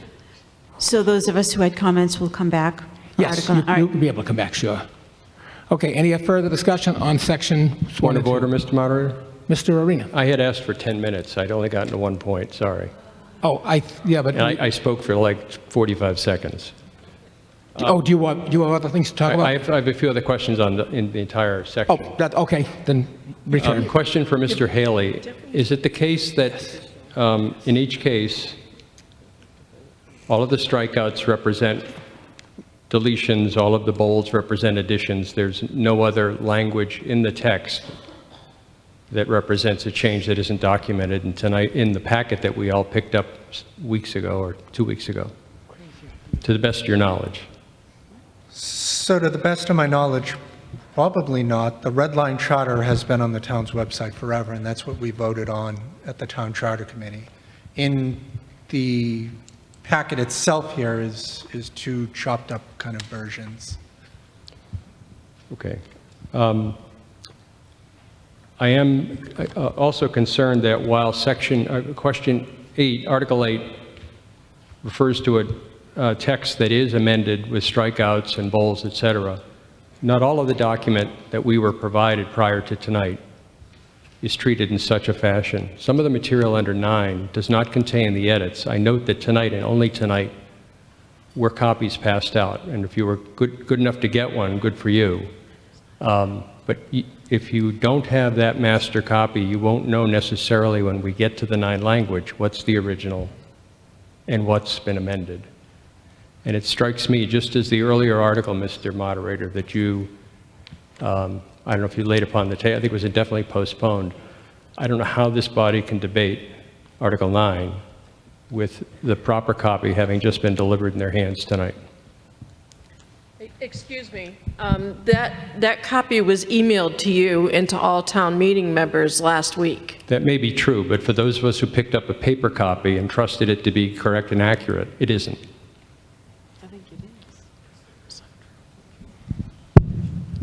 Be aware that after our vote was on October 15th, the warrant went to print on the 16th. So it probably could not have gone in to the printed version in time. My only point is, by custom and precedent, this document has been the basis for debate. It is true it may be on the website, but if you have this, you typically aren't going to the website because you have a true and faithful copy. This is not. That's my point. I believe Article 9 needs to be indefinitely postponed when we get to it. Ms. Binder? Angela Binder, Precinct 5. So I was originally going to ask some questions, but now I'm not. I'll put them off. But I just wanted to thank the committee for all the hard work that they did, and some of it looks tedious. Thank you for doing it. I love the genderless language, especially select men to select board, as we have a majority of females now seated on the select board. Thank you. Yes. Shirley Jia from Precinct 6. So we're talking about Section 1 and Section 2 of the bylaw amendment. So on the point 1.6, for the majority vote, I think there's enough discussion about that, but I want to point to my fellow town meeting members. When we talk about the majority vote, it has very broad impact. For example, removal process under 8.12.1. A majority vote can remove their appointed committee members. But I understand our focus is only on 1 and 2. So I move on to point 2.15.1, referendum petition. So I appreciate we mentioned this is only some minor change, but I can't help notice we added in red line, within 3 days of receipt, the Board of Registers shall certify whether the petition is signed by not fewer than 3% of the registered voters. This is not in the original copy. I want to ask specifically to our town clerk, did this go through is it realistic the town clerk or the registration office can finish certify within 3 days? Yes. Okay, thank you so much. Because that is very important, because in Section 8, when we certify the recall petition, there's 2%, but didn't give a day when the registration office need to finish certification. I assume it will be equal or less than 3 days, but we'll talk about that when we move on to Section 8. Thank you so much. Sorry, can I make another point? Okay. I appreciate this copy. This is my first time reviewed that during this meeting. Thank you so much. And I echo the fellow town meeting members' comments. With reviewing it, even my profession is as a lawyer, I find I need more time to digest and study. And also, I think this is not minor change. This is very substantial changes, in my opinion. Thank you. Mr. Wise? Thank you, Mr. Moderator. Tom Wise, Precinct 4. I'm going to start with a question to Mr. Struble. With your longstanding nature on the bylaw committee, it might go to town council, and then I might have an amendment thereof. So, Mr. Struble, do you have a good historical reference for why, or if there are other legacy bylaw committee members here, I'd love to hear it, why we have the finance committee and bylaw committee appointing themselves, or on the committee to appoint themselves? For the permanent building committee, we don't have that. And so, you know, I think it's really interesting that we are having the finance committee a member to appoint the finance committee, and why the bylaw committee is a member to appoint the bylaw committee, as opposed to other elected boards, whether it's RMLD, school committee, or et cetera, that are part of those appointed committees. That was in the charter long before I got on the bylaw committee. So, and also I think it was there last time I was on the review committee. So I couldn't give the genesis of that. I think the reason for it is that it's nice to have someone on the appointing committee who has some working knowledge of what that committee does, and therefore how a candidate for it would be able to help out on that committee. That's the best I can think of. And that was frankly, when I did it myself and I was on the appointment committee, that's what I looked for. I used, what I knew that the bylaw committee had to do, how that the candidate would mesh with that. And I think, I'm perfectly, delighted with the members we've had on the bylaw committee. They've been very good at that. But I think the reasoning that you're asking for as to why it's in there as opposed to nowhere else in terms of other appointments, that's, to me, is lost in history. But the only thing I can offer is perhaps that it's meant to be, since they're so sort of specific in their functions, that having a chair or someone experienced, having experience on the committee to select other upcoming members would be a help. Okay. And that's the only thing I can't give you definitive chapter and verse as to why I was in there in the first place. We're missing Bill Brown, but Phil Mr. Moderator, Pacino. Mr. Moderator, I have the history. He's close enough. Mr. Pacino? Okay. Thank you, Mr. Moderator. Phil Pacino, Precinct 5. Retired chair, former chair of the bylaw committee. I used to call myself chairman for life. I served for 20 years. I was actually on the committee when this was brought up. In the past, the bylaw committee, way back in the beginning when I first on it, was appointed by the moderator. It really was felt that we needed to, as Mr. Stuvel has mentioned, that it needed to be, the chair of the bylaw committee who actually knows what's going on and can look at the members and say, gee, that'd be a good member, the select board chair or their appointee, and then the moderator. So it was kind of the group of three, and that just could, the idea was to get the best people who could understand what the bylaw committee needed to do. Thank you, Mr. Moderator. Mr. Wise? So I'm somewhat hesitant to do this, but especially on the Finance Committee, I'm more passionate about it than in the Bylaw Committee. The schools have a huge impact on the finances, and having people understand school finance is just as important, if not more important, in my mind.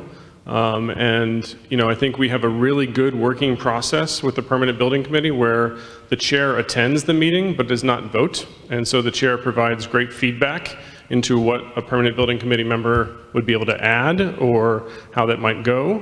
So to Mr. Struble, I think that's great feedback. I think that's exactly what we need, but whether that person is a voting member or not is a different question in my mind. And so I'm going to put an amendment on the floor for people to discuss, that we change it from, and the chair of the Finance Committee with all the red strike, and make it, and the chair of the school committee. So now you have... I would rule that out of order. The Okay. change here is whether or not we change to put a temporary person in when that person is potentially appointing him or herself. So that would be something outside of what the proposal is right now, what is in the warrant. That would, it would have to be brought up as a separate article in a future town meeting. Is that, I'm looking at town council and I see a look on her face that's a little odd, so I'm trying to make sure that, is that something that would also have to go into Article 9 if we did that, because it's a different appointing thing, or? No, that change could be done through Article 8, but it's the moderator's decision what is within the four scopes, four corners, sorry, the four corners of the article. Okay, so Mr. Folds, if you would give me 1 second to explain, then you can make your decision, it's fine. We are changing the content of who. Yes, you're saying, well, if the one person is already an elected, one of the people that is potentially up to be reappointed, but we are changing the content of who appoints. And whether that is a finance committee or the school committee, it is in essence the same of saying, what is the right thing that we're doing here and why are we doing it?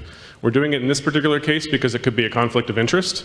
And so we could remove that conflict of interest entirely by having a different board as a member that is the appointing board. And so in that regard, in essence, we would be doing what is the intent of this change as opposed to, just doing it to put somebody else in place. I understand your point, but to me, it's clear in the warrant, the article is trying to change that one position in the case when that person is up for reappointment. So I would have to rule that out of order. Ms. Herrick. Thank you, Mr. Moderator. So this is in reference to 2.13 warrant articles.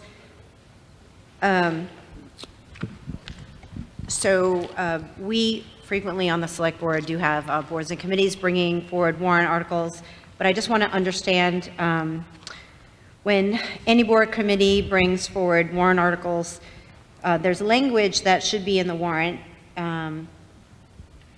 sponsored by or requested as a courtesy to and requested by the committee requesting the article. So I'm looking at tonight's warrant article. We have one from the bylaw committee. Did we accidentally omit that language? Is that how we interpret how this works? Sorry, say that again? So it's funny, the select board used to show up under all warrant articles. And, you know, we often have people asking us, well, what do you feel about this? And so we've kind of disappeared from the warrant, even though we put it forth. But I did notice specifically in this article that there is language that says when you have a, let's see, when an article is submitted by a board or a committee, which we understand the procedure is, we shall put it on the warrant, but it does say here, some language was changed. In the warrant article, it should be designated as the select board requested by insert name or board of committee. Well, you saw what it struck out as a courtesy. It's Right. So what does this look like in practice? Should the warrant article tonight mention, put in requested, select board requested by bylaw committee? Is that an oversight is my question. this particular, like tonight. Yes, look at the warrant. Yeah, look at the article. I think it would be requested by the Charter Review Committee. What? Excuse That's me? right. It's like a point of information. I'm trying to understand how this works. I would say whoever, well, for example, like most of what's happening in this article, 8 and 9, was advanced by the Charter Review Committee, and that's why we're here, is that the Charter Review Committee has asked for this presentation, or this deliberation by town meeting. So later on tonight, we have a bylaw committee sponsored article. Do we not shoveling Oh, up I see. sidewalks? No, you mean like Article 11. Yeah. Oh, I mean, you should have said that. So, I'm sorry, I wasn't clear. Yes, okay. So I'm asking, did we omit this language from that warrant article by accident? Is that something No, we want because to it hasn't pay? been, well, Where does this get executed? That's my you question. tell me if it was a courtesy of the Select Board to put an It Article says 11. it shall be. It says, shall be designated as Okay. the select board requested by insert Okay, board or well, committee. So we didn't do that in the copy of the warrant that I'm looking, that is not printed, it's online. And it's a small oversight. I just want to understand how this works. I agree, right. in some respect, because I've often wondered when another board, like bylaw committee, certainly when we did it, it was always put forward by the Select Board, and the thing is. In the past, and Yes. and it's just like, this is a great exercise. Thank you, by the way, to the committee. This is a big job, and thank you, and it's hard to stay on top of all of this, so. Okay, I think if it's sort of a matter of, it's like almost a clerical thing, is that you put when it's submitted by the Select Board, parentheses, as requested by the bylaw committee or something like that. Is that what you're talking about? Yes, how should the warrant article submitted by the bylaw committee read tonight in the warrant report? Do you want to defer, do you want to put town council I'm on not the on the hot seat? bylaw committee anymore, but. We're getting kind of far afield here. It's a question, just a question. I'm looking at tonight's warrant article. So I can answer. So you're correct, it does say that. We've never really followed that. We'll do it going forward, but historically, we've never put that language in there. But it's something we could do going forward, so. Okay, because I do remember in recent years, at least for instructional motions, we would do that. We would let the select board sponsor instructional motions, but seeing this written out, thank you for the Charter Review Committee, I can see that, we need to do this for any warrant article brought forward by a board or committee. Thank you for the clarification. I would ask town, there's nothing that would prohibit that, is there? Okay. Over here. Thank you, Mr. Moderator. Roy Benjamin, Precinct 1. I have a question with regards to the proposed change to the definition of majority. If my reading of it is correct, just look for confirmation. That definition would apply to town meeting, would it not? The definition of majority vote. I believe so. So I want to say I wholeheartedly support the change that's proposed.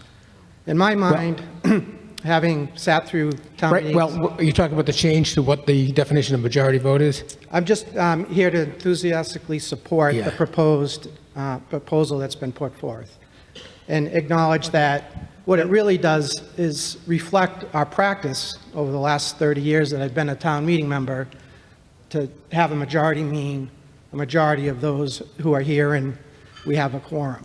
Okay, I think you should save your comments for That is the Article subject 9. that will be coming up in I Article just 9. wanted to try to head that off. Thank you. Okay, further discussion? Hold that thought. Oh, I'm sorry, yes, over here. Thank you, Mr. Moderator. Carla Nazaro, Lawrence Road, member of the school committee.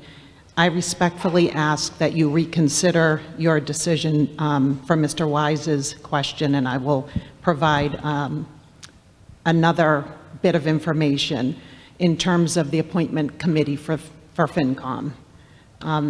The school committee is responsible for 2/3 of the budget for the town. And I think that it always perplexed me why the school committee chair was not a member of the FinCom selection committee.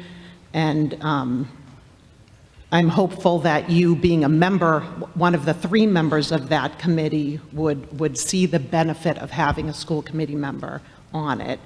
So I would respectfully propose to add a 4th member of that committee as a school committee member, considering we are addressing those members in this article. The decision was not based on what would even make sense. You have good arguments. Mr. Wise has good arguments. The ruling was nothing to do with the content. It's about the propriety of making a change when it hasn't been in the warrant that way. That's what my decision is based on. That would be a perfectly acceptable change to another future town meeting where it has been posted and so forth correctly. So my ruling does stand. May I ask town council if there is any conflict of interest since he is part of the 3-person committee?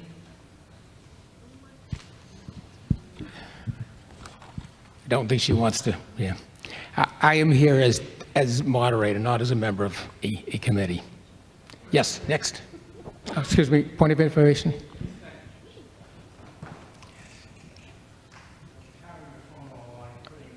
All the time, and I forgot to do it just now. Jonathan Barnes, Precinct 5. I hope this is a point of information, Mr. Moderator. Thank you.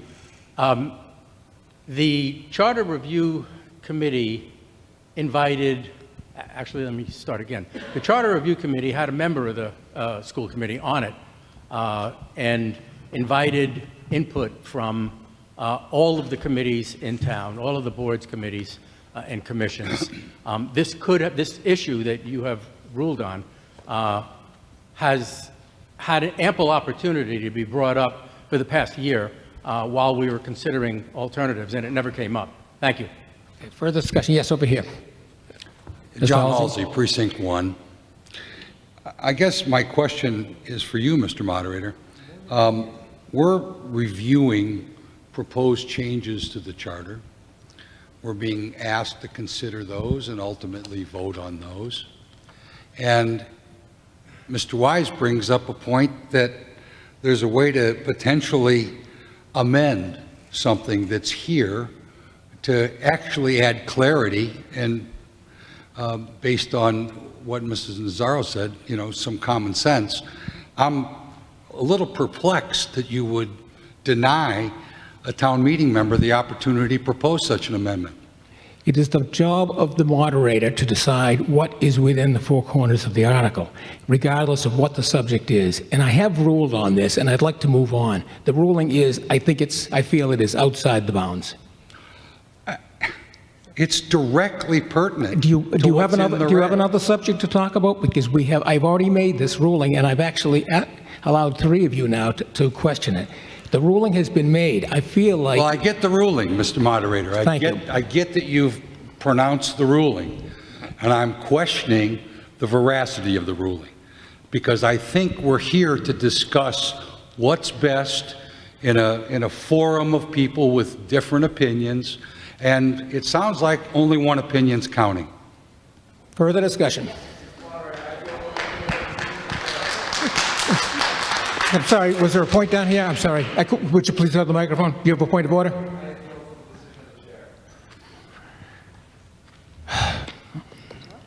I don't. Can we do that? No. I would ask the town council, can we have an appeal to the ruling of the chair? Okay, thank you. While we're doing that, is there further discussion? Yeah, Mr. Bacci, yeah.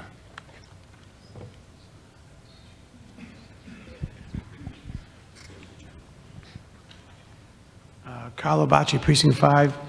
I know you made your ruling, and it's regarding what's been discussed about the majority vote and not the majority vote, the appointment of chairs, but if we don't do it now, you said it could be in a subsequent town meeting. We're voting on the charter now. So how can we do it at a subsequent town meeting? Charter changes can always be made. They don't have to wait the 10 years. Okay, all right, thank you. Yes. You know, one more time I'll try to explain this. This has nothing to do with the content. It may very well be a good idea, but the way town meeting works is we publish a warrant that warns the town what's about to come up. And my feeling is what the town was warned on this particular issue was we may be changing one of the three positions when there is a conflict, where that person is potentially voting for him or herself. That's what the issue is. Anything beyond that would be a different subject. So I know you may disagree with that, but that is the ruling. Yes, over here. Hi, this has nothing to do with that. This is Linda Snowdoxer, Beaver Road, Precinct 1. I just have a spelling correction. So under 2.13, it says, second line says, be placed on a warrant therefore issued by, and it's missing an E. I also just wanted, therefore is missing an E. I also just wanted to say thank you to all of our bylaw and charter people that have worked so hard on this and all those that have contributed to this. Thank you, and I love the gender changes. Thank you. If there's any, Ms. Duxer, we weren't exactly sure where you were saying it. Oh, I'm sorry. So under warrant articles 2.13, the second line says, be placed on a warrant therefore issued by the board, the select board. So there's no E on that, therefore. Is there any objection to adding the E? Not appearing, we'll make that as part of the main motion. Oh, there was an objection? I'm sorry.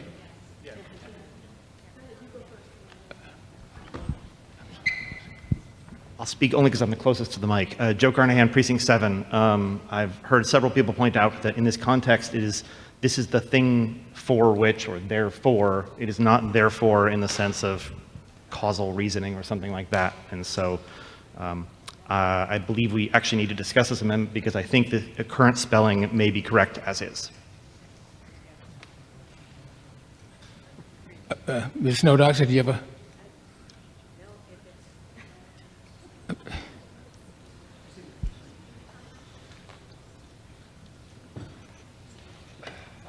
I've always spelt it therefore with an E, but I concede if that's what the committee decided was correct spelling.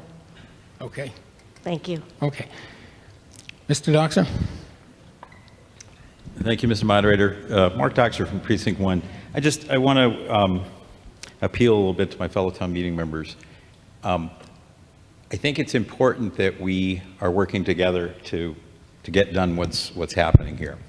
There was a charter review committee that was established to work specifically on what changes should be made, substantive or not. That process has gone through very well. This group spent a year plus, 2 years plus, a long time working on Almost it. two. Almost two. Going through it, thinking about it, working on changes, thinking through the implications of those changes. I would be very concerned if we were to try to bring in material that didn't have a chance to go through that vetting process. Again, the idea may be quite valid, quite good, but I think we did have a process. I am a little concerned that we're starting to maybe even have the appearance of bullying a little bit to try to get a point of view across. And I really would discourage fellow town meeting members from approaching it that way. I think that we have a clear ruling. I think we move forward from here. If there are other questions, they can be brought up separately. Thank you. Further discussion? Further discussion? Mr. Arena? Thank you, Mr. Moderator. John Arena, Precinct 1. Under 2.15.1, the reference to 10 days, somewhere in the middle of that first paragraph, that would speak to calendar days. Correct. But given that town hall is closed on Fridays, the select board couldn't meet. You wouldn't have town clerk there, you wouldn't necessarily have the town manager there. Isn't that effectively 8 practical days? In other words, the purpose of 10 days can't be met in the current calendar of the town.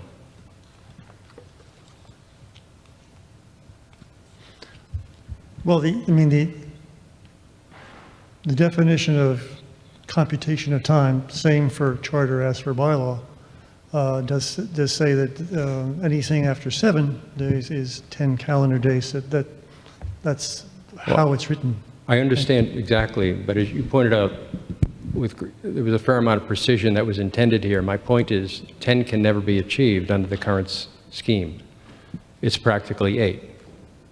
And that seems to then frustrate the purpose if you have 20% less time to actually consider and move. I didn't create the town's schedule. We are negotiating the language here. I would suggest until the town's calendar changes that we might entertain a change here to 12 days purely to recognize that's effectively 10, given that there's 2 Fridays in any 10 calendar day. Well, I think that the reason, say it a different way. The reason the computation of time says 10 calendar days is to essentially think in terms of a calendar, not in terms of business days. May I jump in, please? Sure. When it comes to election law and referendum petitions, if it falls on a Friday and town halls close, I legally have to be open, and that happens a lot. Thank you. Solves the problem.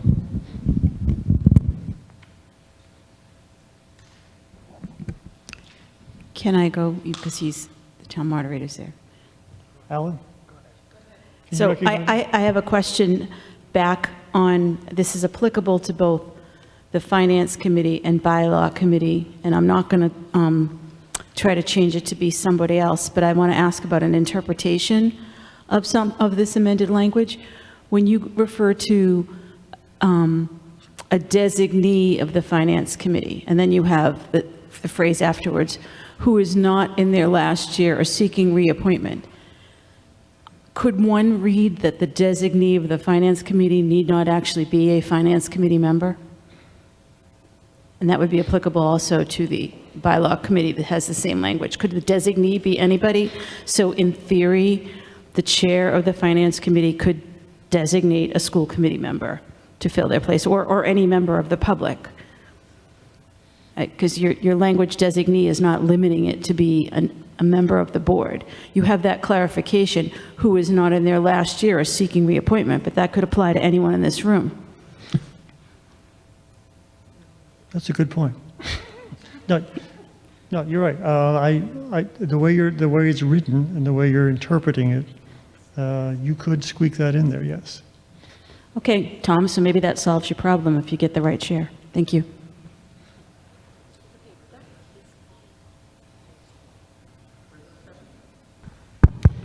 Further discussion? Ms. Binder?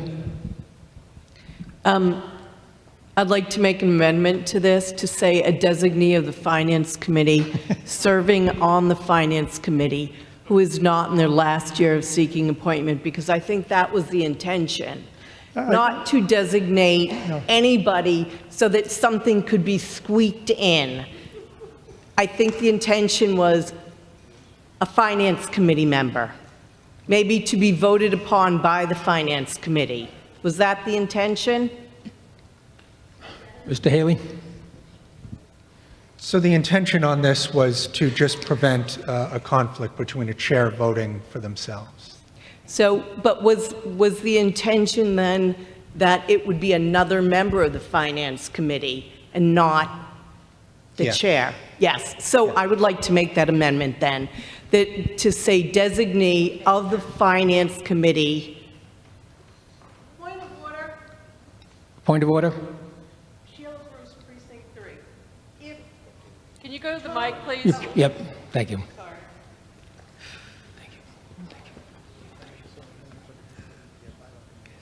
If Tom Wise's amendment was not allowed because it's out of the scope, then how can Ms. Binder make an amendment? Because this would be within scope. It's within scope. Yes. That's not right. I'm sorry. That is not right. An amendment is an amendment. If he can't do one, she shouldn't be able to do one. No, that's not accurate.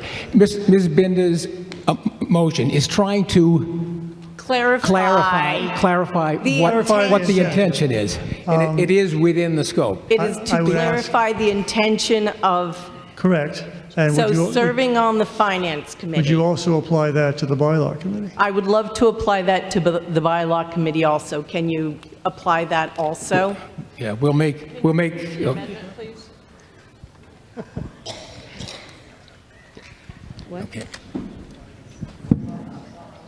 Want me to do what? Oh, what was written? Serving on the bylaw committee, yes.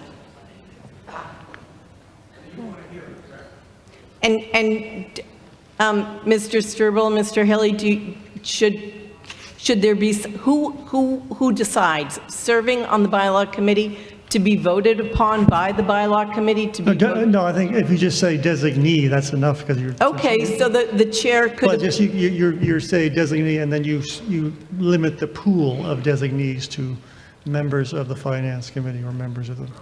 But how is that decided? Could the chair pick someone? No, the It's up to committee, the committee does that. Okay, great. So on the bylaw committee, it would be someone serving on the bylaw committee? Correct. Thank you.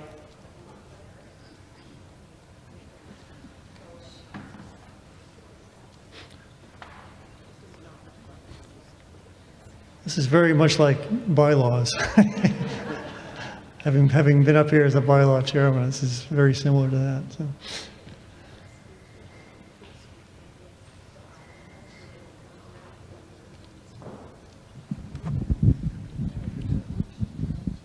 Anybody else have any comments? Please go to the mic. Karen? Thank you, Mrs. Moderator. Karen Herrick, Precinct 8. I appreciate that amendment made by the previous speaker, Ms. Binda. And again, I thank the Bylaw Committee for all their hard work. So both the Bylaw Committee and the Finance Committee and most boards and committees have a vice chair. So my understanding of the role of the vice chair is to step in and perform the duties when the chair cannot perform the duties. So unless somebody can give me a legal reason why we need to add this language, I think we're safe the way it has been proposed. Where does vice chair come into this? Okay. So I can answer that, Karen. That actually came up during the charter review, and it became into the quasi-confusion. What if that person is also up for re-election? Yeah, so that also came up as well, and then we just simplified it, which seems, like it isn't as simple as it was. The intention is, it's very simple. Chairs not voting on themselves, call it a day. So however we change that is fine with me. Okay, thank you, fair enough. Yes, we're here. Yeah, thank you, Mr. Moderator. Ryan Johnstone, Precinct 7. Section 1.6 under definitions, the local news medium. We have the addition of the official town website. Are we still on the amendment? Well, I'm sorry, we're still talking about the proposed amendment? Oh, this amendment? Oh. Yes, yeah, I'll get to right at, once we dispose of that. I'll hold that thought. Yes, Mr. Sullivan? Thank you, Mr. Moderator. John Sullivan, Precinct 7 and Finance Committee. I don't think I have a strong opinion on this motion, but just to clarify, I believe there is precedent for committees that have to assign a designee to some other committee they have assigned a designee that is not on the original committee. I think the audit committee, the select board is designated somebody who wasn't on the select board. Is that true? Am I remembering right? Yeah. And has that caused any sort of problems, or is there a reason to feel like that would be an issue? Do we have a response? I don't know, but I do. Mr. Wise? We do have designees from other boards that are not members of those boards to serve on things. One example is Stephen Herrick, happens to be the designee by the select board on the audit committee, as an example. School committee has done the same for different reasons. We had to do the same with regards to the Bill Russell Memorial Committee as well, where we were just overburdened and couldn't do it. So we had to designate somebody that was not on the school committee. It is entirely possible. It does happen for good and logical reasons. okay, but I will say that the motion by Ms. Binda is in keeping with the, I guess, intentions of the Charter Review Committee, that it be a designee from the either Finance Committee or Bylaw Committee. Okay, thank you. Further discussion? Point of order? Oh, second, okay. Okay. Thank you, Mr. Moderator. Tony DiRezzo, Precinct 2. I was just about to second the motion myself. I just want to say that I'm probably a little naive and hopeful, but I think we don't really need this belt and suspenders approach. I think if we leave it alone, the Bylaw Committee, the Finance Committee, they will pick the appropriate designee. Most times it will be somebody on the committee itself. And if by whatever reason, if they can't find someone on the committee, they could go outside. So I would vote no against this amendment. Thank you. Further discussion on the proposed amendment? None appearing. Are we ready for the vote? All those in favor of Ms. Binda's proposed amendment, please raise your cards. And those opposed? And the chair is in doubt. I will need 4 counters. Let's see. Ms. O'Neill, would you take that side of the aisle there? Let's see who we've got over here. Mr. Arena, would you take the center from the camera over?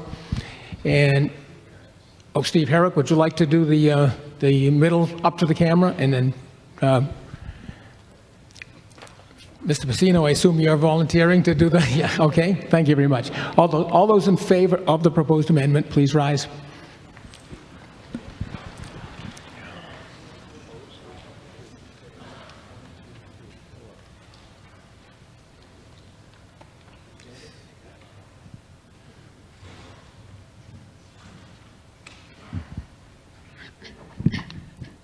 Three.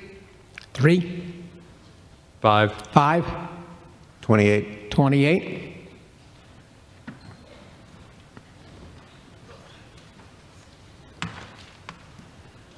33. 33. And those opposed, please rise.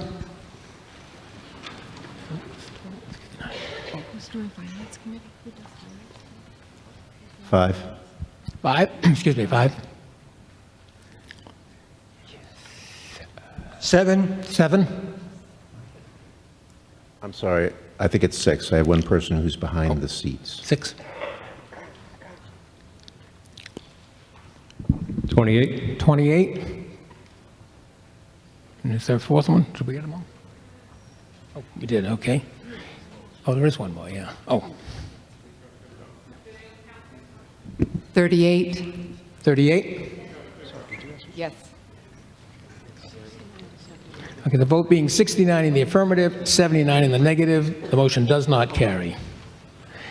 The town clerk has, the town council has determined that although town meeting time and longstanding tradition is that the moderator makes the final ruling, we do have a provision in our bylaw that allows an appeal to the ruling. So I will allow an appeal to the ruling. I forget who it was that made it, whether it was Mr. Oh, okay. Over here. So we will take a vote on whether or not my ruling stands. A yes vote means that my ruling stands. A no vote means that it is overturned, and I would allow a proposed amendment. Mr. Arena, did you have a comment? No, I'm just ready to count. Oh, I'm sorry. Okay. Yes, Mr. Haley? No one else got it. Thank you, Mr. Moderator. I guess for me, the spirit of how I was doing the charter and how I ran everything, I thought what was being proposed tonight, anything could be changed, not specific to this.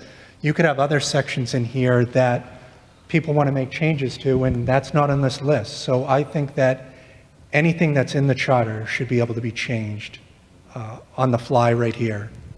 That's just how I never would have put this forward if I didn't think that town meeting members would be able to specifically change something.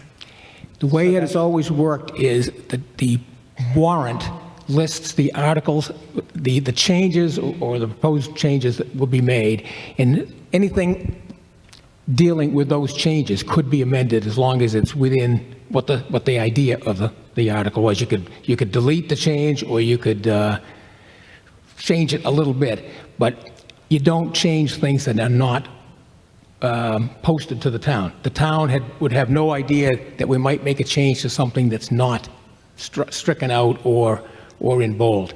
The changes, it's not just the motion you've made, it's actually in the warrant what the changes were. That's why I've ruled this way.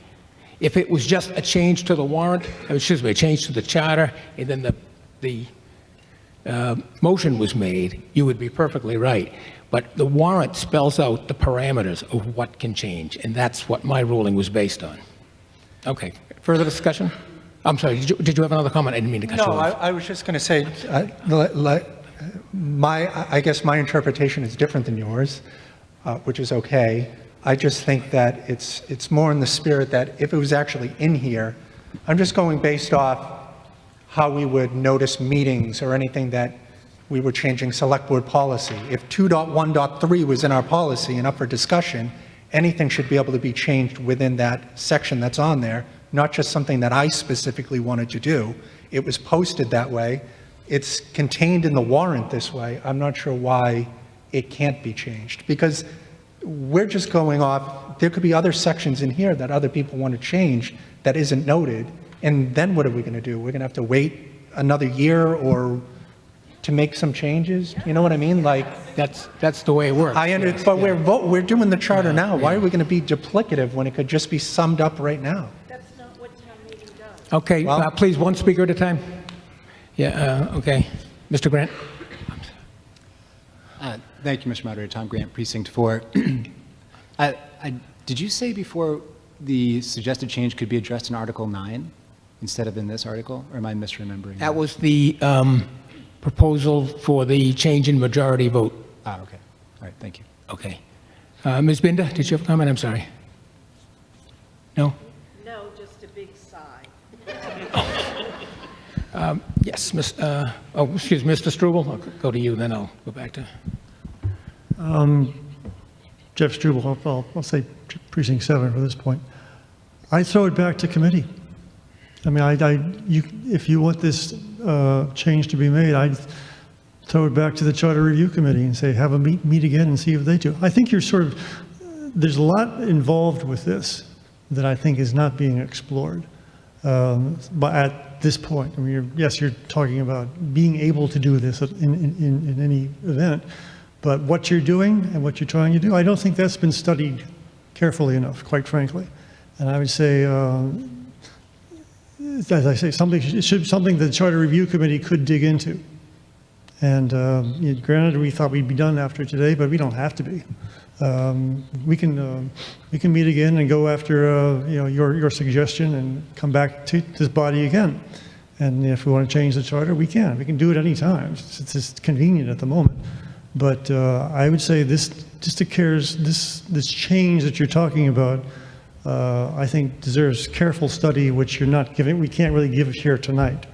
That's why I say, throw it back to us, and we'll look into it. But I would just not try to change it on the fly right now.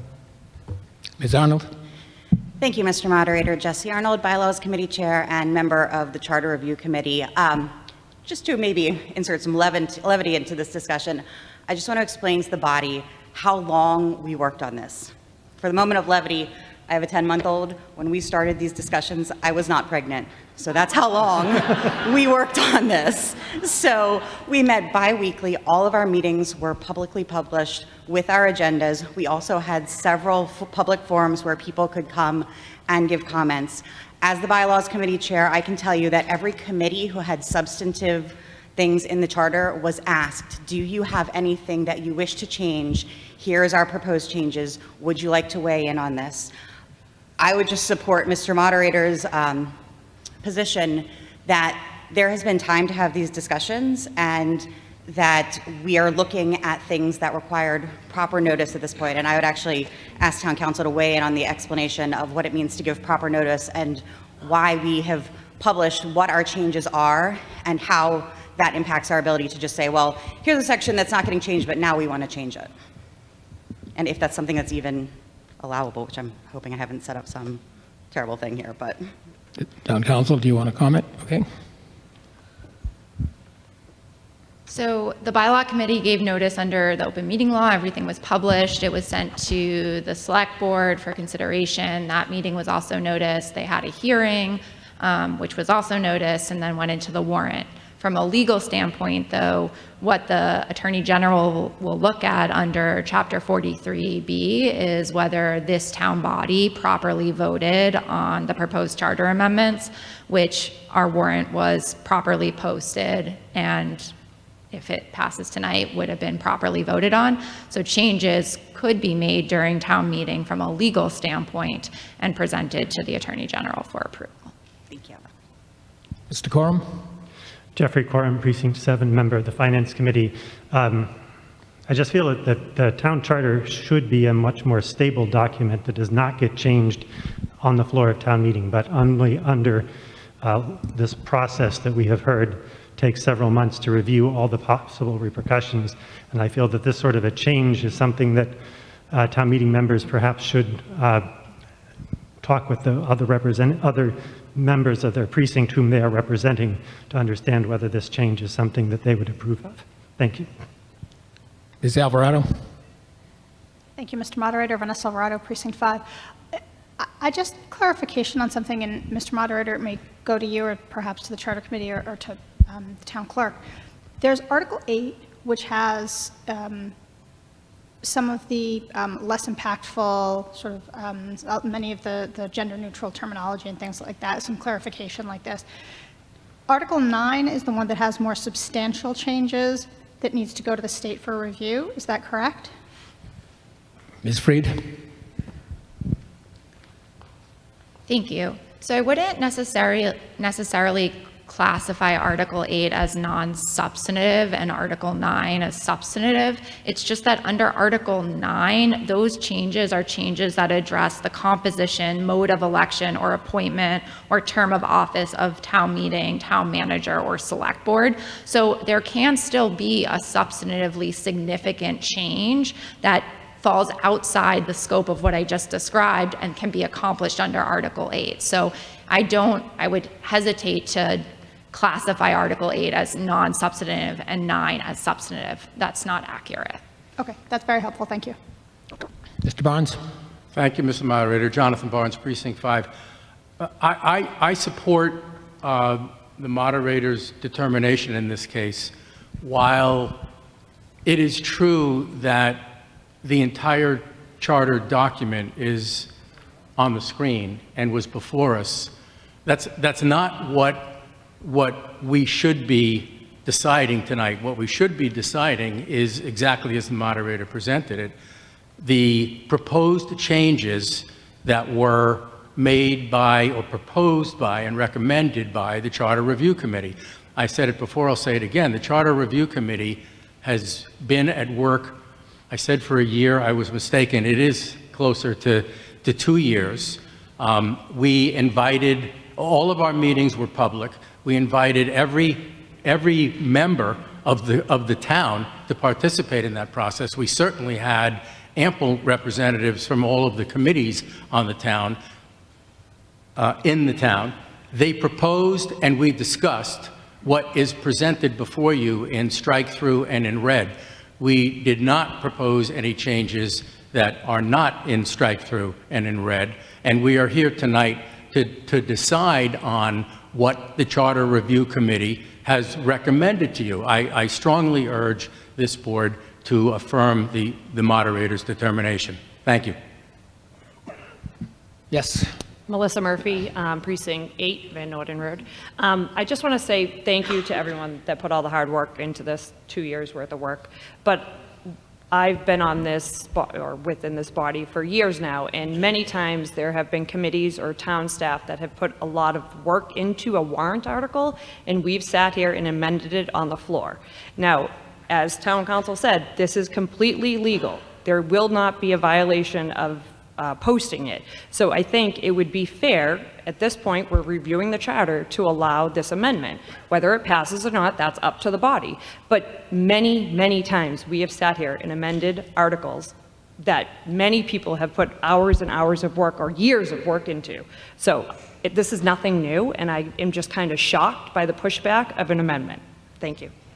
Well, this is different. This has not been done before. Amendments have been made that are within the scope of the article. In this case, the moderator has ruled it is not within the scope, and it's because it was not posted that way. That's plain and simple. That's the only...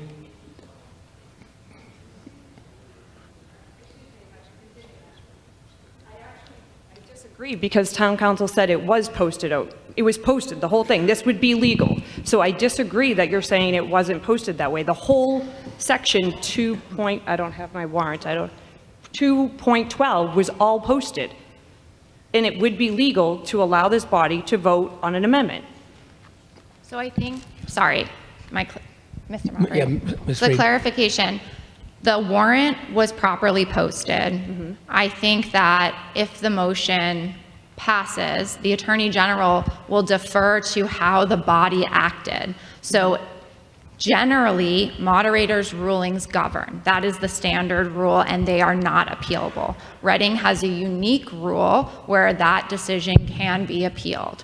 So if this body does appeal that decision, and it is put to the floor, and the motion passes, I think the Attorney General will likely, I can never guarantee, but will likely defer to the actions of this body. Okay, I just want to clarify to make sure I understood what you said. So if there's an appeal, and this body agreed to the appeal, and then there's an amendment, and this body agrees to the amendment, most likely, not a definite, the Attorney General would accept the change. I agree with that. Okay, thank you. I've lost where we were over here. I'm sorry. Yes. Nancy Dr. Pearl Street. As a citizen who has attended the Charter Review Committee, making recommendations over a number of meetings that they had, I actually don't understand why this was not presented to the Charter Review Committee over the 2 years and why it's being presented tonight. There's plenty of opportunity for people to have gone. All of their meetings were posted, things were online, they did a lot of outreach. This is not a good use of town meeting time. If people want to make changes to the charter, go back to the Charter Review Committee. This is not a good use of our time tonight. Thank you. Yes, over here. Ryan Johnstone, Precinct 7. I think, respectively to a lot of the members right now, I think a lot of the arguments made against why we should hear Mr. Wise's motion is really arguments as to why you might vote against the motion, but that's different between whether or not we should still take it up. While I agree that the town charter should be pretty stable, I think if the town meeting can't change the town charter, to me that's kind of an issue. I understand that we have charter bylaw, a charter committee spent 2 years on it, and I appreciate everything that they did up here. And certainly what was in the consideration, without a doubt, was the composition of the appointment committee in the context of when there is a potential conflict of interest of the chair who's trying to get reappointment. Minimally, that concept was certainly brought up and would at least be within the aspect of potential motion from Mr. Wise for his motion also. But regardless, I think he should still be allowed to make the entire motion.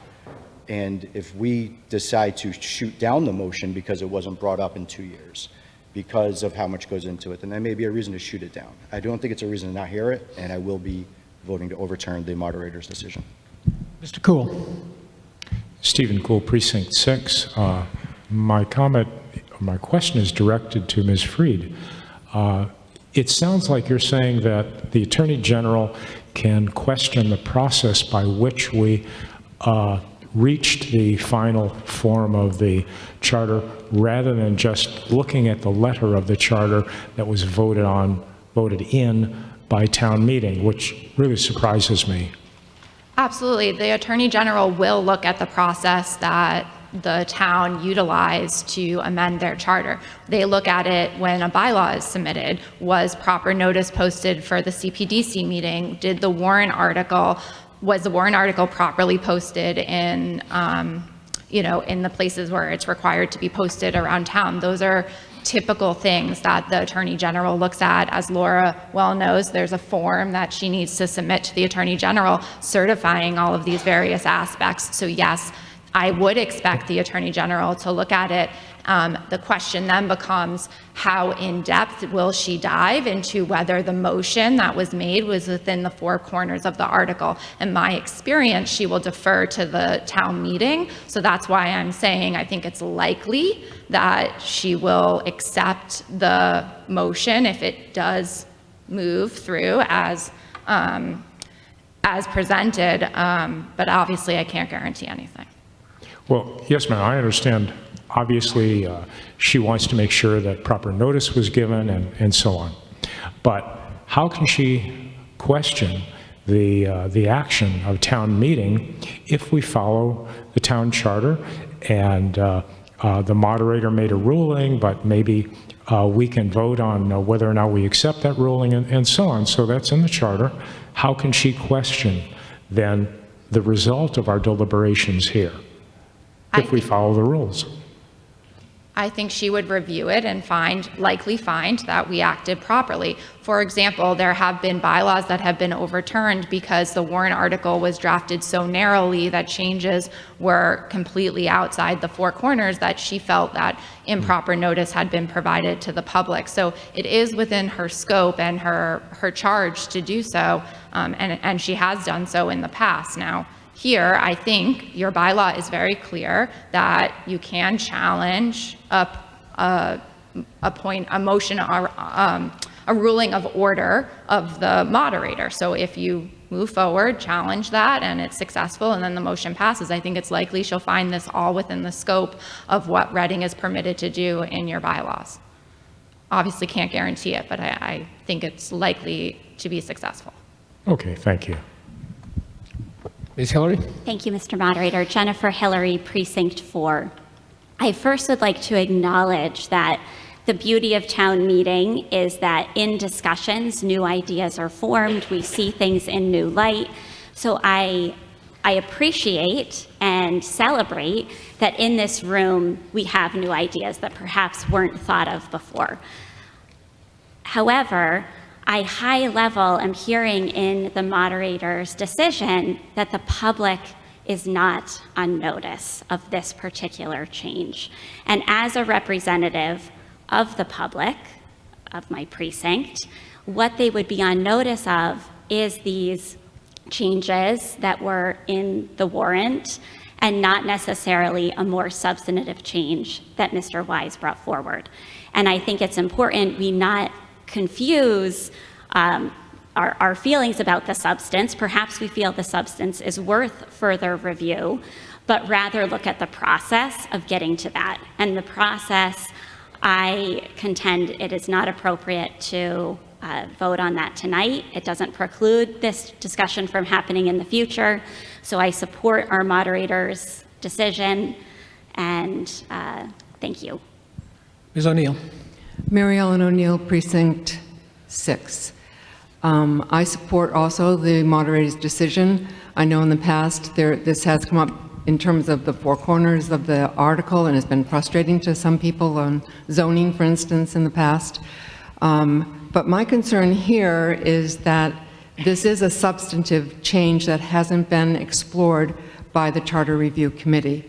And I'm not willing to sit, and I'm not wanting to sit through however long we would have to take as a bigger body to decide whether that's a good idea. I have some hesitancy about it, but I want to understand more what we would be doing if we did make this change. So I think it's an idea worth exploring. It should be returned to the Charter Review Committee. They should be, willing to hold a meeting on it and come back to us. I don't think it's so crucial.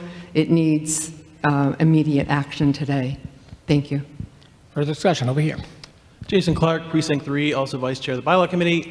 You can correct me. I don't know if this is within the bounds of my question or not, but I'm a little less interested in the philosophy all here and a little bit more interested in the specifics that are going on at this point, like sort of a bottom line question here.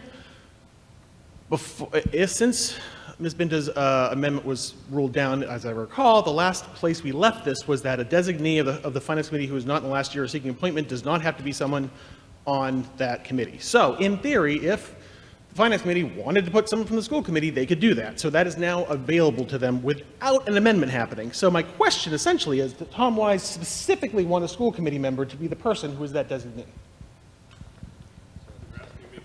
Well, I'm asking you directly. Okay, I think we right now the question before us is the appeal to the moderator's ruling. So let's stay with that for now. But thank you. Over here. Elizabeth Blumen, Precinct 8, Marla Lane. Can I suggest that we do what Mr. Strobel suggested, table this? I'm just... Strobel. No, Strobel. Sorry. Nice to meet you.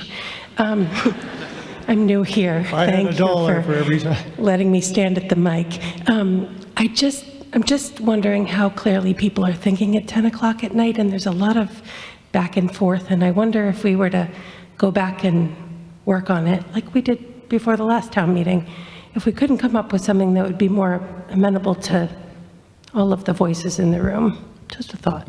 Okay, over here. Over on the side. I'm Mary Ann Downing, Precinct 4. I didn't identify myself earlier when I pointed out the ambiguity in designee. And regarding regarding the appeal of the moderator, I respect very much the moderator, but I do support appealing this decision and overriding, because I feel like the interpretation of what is a clarification or not felt subjective to me. You all were talking, oh, you should have gone to, you had 2 years to go to the Charter Review Committee meeting and express your changes. Well, arguably the Charter Review Committee had 2 years to get this right and make it clear. So and it's not a criticism of you, but you can see, I appreciate the work, but right, you had plenty of time to try to make this clear. So you had 2 different people propose clarifications. One, Ms. Binda's was ruled allowable. Arguably, Mr. Wise's was another clarification because his fit within this, it is someone, he proposed someone who satisfies arguably the intent there. The intent was someone who is not in their last year and not seeking reappointment. He proposed a type of individual that would fit that. So I just feel like maybe this was vague enough at this time that we, leave it up to town meeting. Thank you. Mr. Arena. Thank you, Mr. Moderator. John Arena, Precinct 1. It strikes me this all turns on the question of the 4 corners of the article. And here we have, I think, what some might view as a unintentionally, I hesitate to use the word defective, but an unintended consequence of the phrasing to allow anyone, whether or not they're on Finance Committee or not.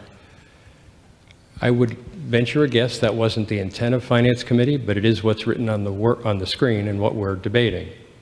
So if the remedy is, if that section is open to remedy, it strikes me that it is within 4 corners to look at alternate remedies to that deficiency. And one could certainly say that putting a member of school committee might satisfy, as opposed to just some random person from town meeting or even the public. They're both alternatives. The question is, are they both debatable? They're both alternatives to satisfy a deficiency.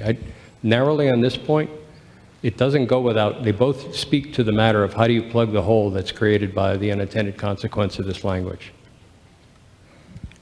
Over this side. Thank you, Mr. Moderator. Jeffrey Dietz, Precinct 5. A couple of things.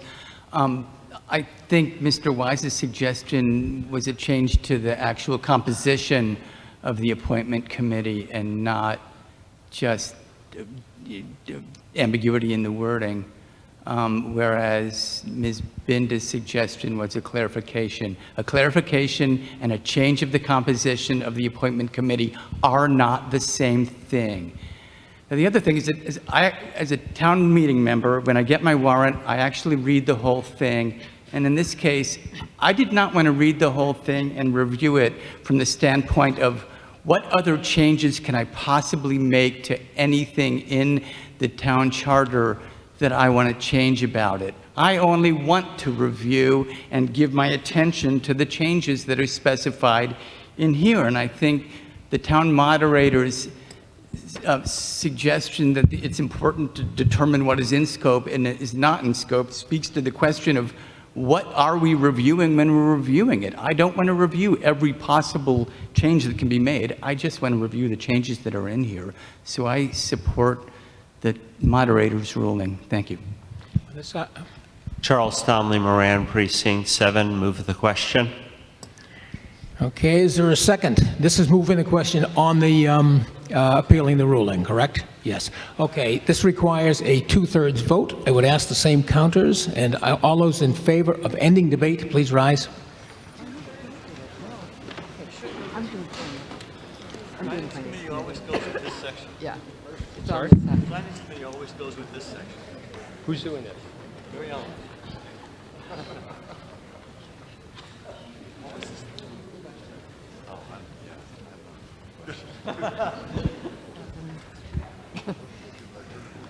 Yes, really.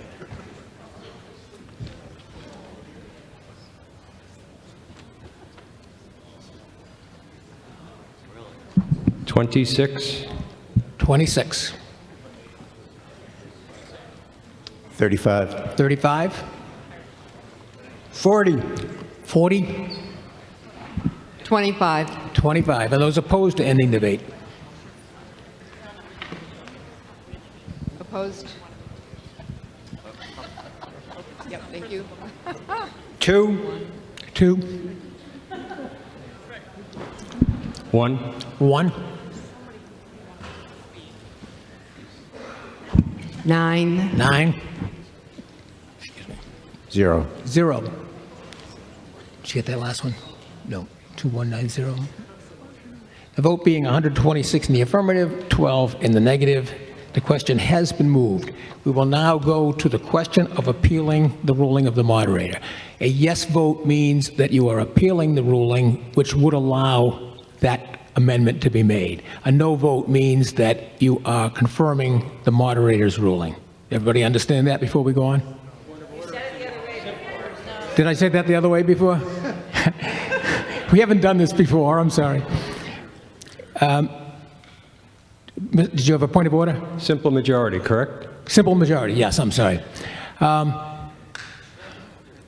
Well, the motion was to appeal it, so I believe that a yes vote, maybe no matter what I said before, a yes vote means that you're voting to appeal the decision. Is everybody clear on that before we do that? Okay. One more time, okay. If you vote yes, it means you're voting to appeal the decision of the chair, which means that Mr. Wise's amendment would be allowed. A no vote means you are sustaining the ruling of the chair. The motion is to appeal, so a yes vote is to agree with the motion. Correct. Yes. All right. Everybody understand that? So a yes vote appeals and allows the proposed amendment. All those in favor of the appeal, please raise your hand. And those opposed? And the motion does not carry. We go back to debate on section 1 and 2. Ms. Binda? Move to indefinitely postpone the content of Article 8. The whole article. Okay. Okay, we have a motion to indefinitely postpone the motion under Article 8. Is there a second? Second. All right. Now, debate is on that. Well, it's actually the same thing. If you vote to indefinitely postpone, you're effectively voting against this. So debate continues basically the way it was. So is there further debate? Mr. Struble. Why? Why? Oh, Why do you want to indefinitely postpone it? oh, Ms. Binder?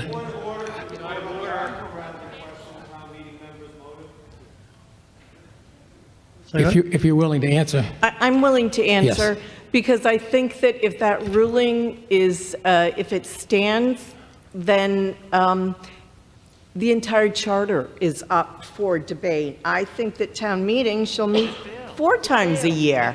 Can we No, debate that? Ms. Binder, it failed. It failed. The appeal failed. Are you still making? It failed. It failed. Do you still want to make the motion to indefinitely postpone? No.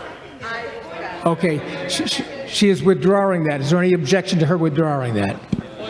There is. Okay, we still have a motion to indefinitely postpone, however. Okay, so debate continues. Can I remove my, can I? Only if nobody objected, but people have objected, so the motion stands.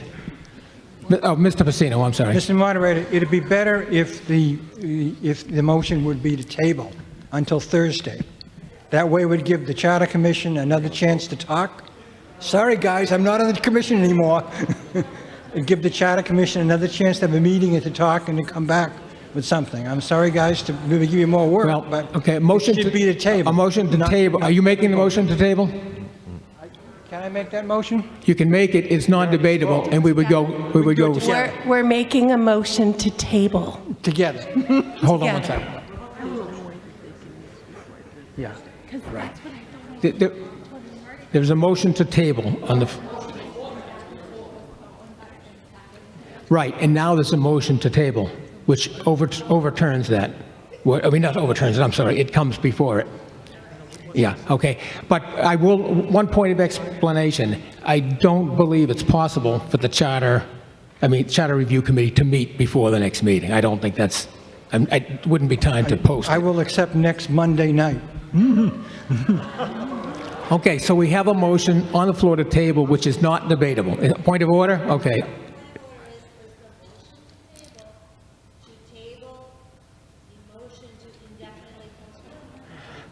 Good point. What was the motion to table?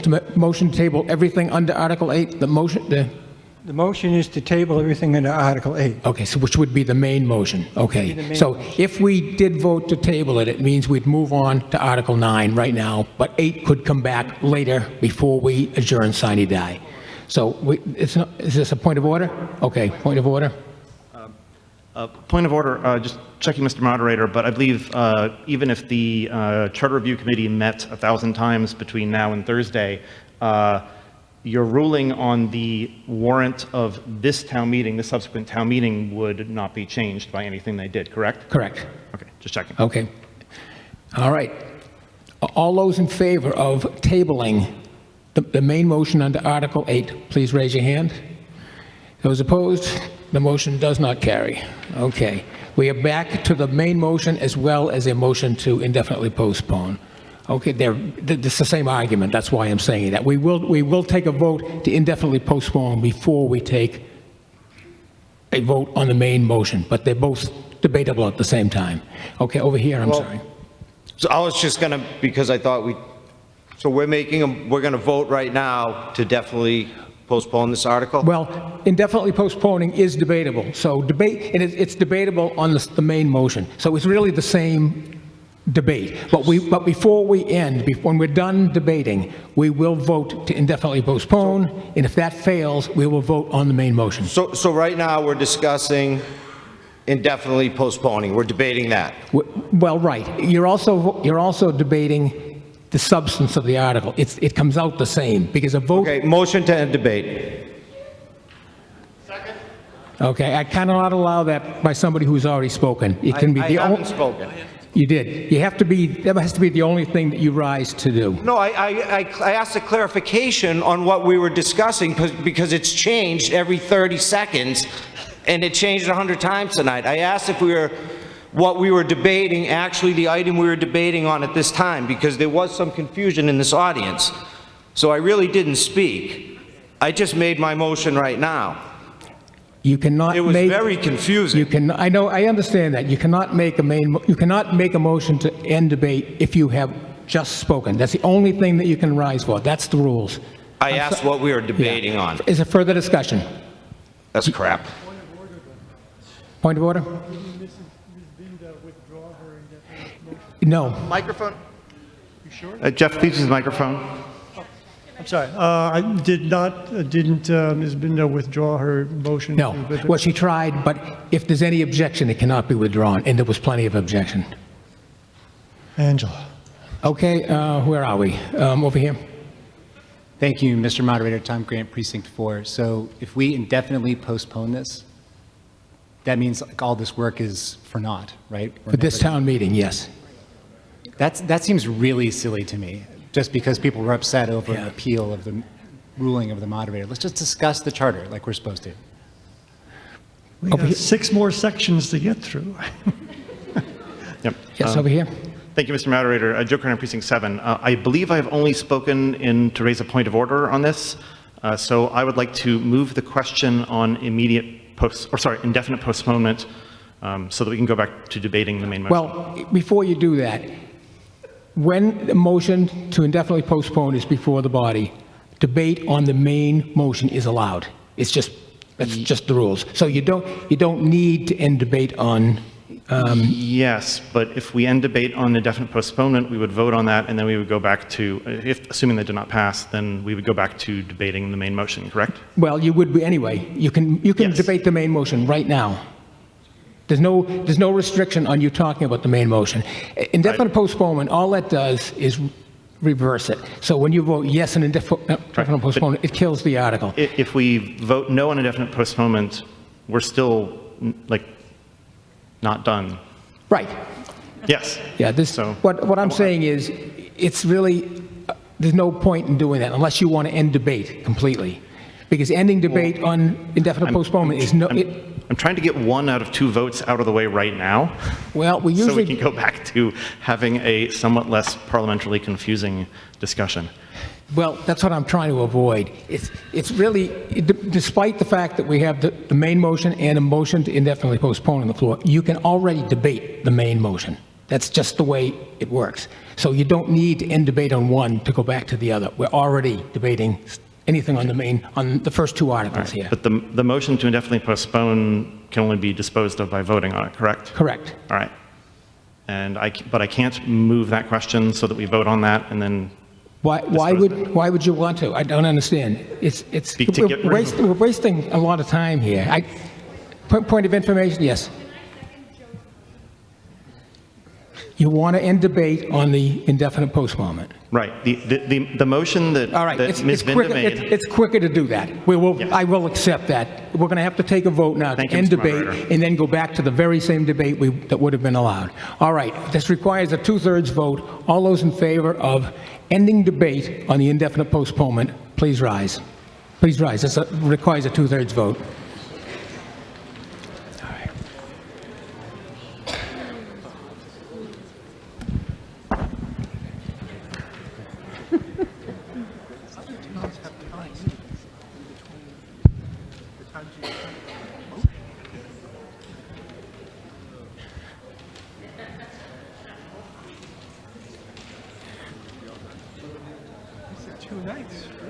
We're on pace for 7. 30. 30? 33. 33? 40? 40? 38. 38. And those opposed to ending debate on the indefinite postponement?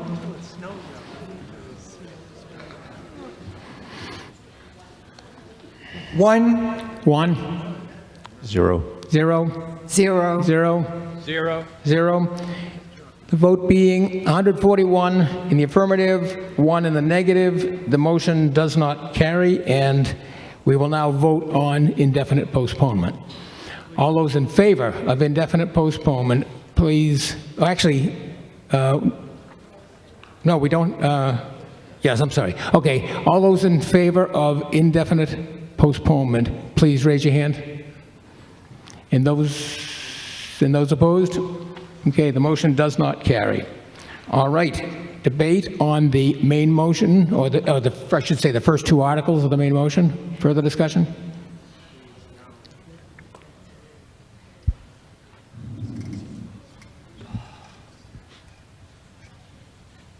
Thank you. Ryan Johnstone, Precinct 7. Slightly less controversial issue. Section 1.6 under definitions of local news medium. We have the official town website being added, and it's followed by the words or other means or channel of information. The town also has like a Facebook page and other social media. Was the intention to include anything that's official on the internet from the town to include social media, or just the town website? And if you include the social media, make an amendment to include social media websites and not just specific. What constitutes the official website? Well, townofreading.gov, I would presume. So anything on there? I'm asking if the intention, when it says other official town website or other means, the town also runs an official social media. I'm just wondering if it was the intention of the charter review committee to also include social media websites, like something on Facebook or something. Mr. Haley? Thank you, Mr. Moderator. When we did this, so that is pre-existing that's in there. So that is why we retained it. That isn't getting added. So it's in bold in here. The official town website says it's being added. Correct. But the line that you're mentioning, or other means or channel of information communication, that was pre-existing. Sure. No, copy that. But is the intention of the charter review committee that if something is on the town's Facebook page, that would also constitute a local news medium under this definition, or not? We didn't discuss Facebook, because then the town could open up like an Instagram page Or any other something. It social was media, just okay. the town's official website, that's it. Okay. So if something ends up on there, we're to believe it's not to fall into the category of local news medium as otherwise defined in here, or would that fall under other means? I believe this is just for the term local news medium gets mentioned a couple times in the charter, and this is just calling back to that as the definition for it. Yeah, so I'll be more expansive on this, I guess.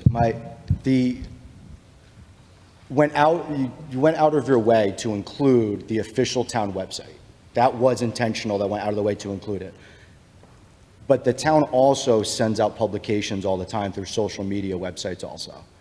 And so I'm just wondering if the intention was to include, hey, stuff we put on the official town website will fall under the definition of local news medium. Was the intention also that what goes out in social media will also fall under there? And if so, why don't we also just include social media on here, as opposed to just leaving that ambiguity? If I get something on Facebook, does that fall in here or not? We never discussed any social media part relevant to this. I guess what we were kind of tightening up is the fact that, we have to pay the newspaper, $130 to advertise or something like that. If things were to change in the future with state law, that we'd be compliant with it by having it posted on the town's website instead of being in like the newspaper. That's more of how we approach this. There was no mention about social media ever. All right, well, I'll make a quick motion to amend then, to read the official town website or social media pages. Or, yeah, if the official town media, there's no comma after that, the official town website or social media pages.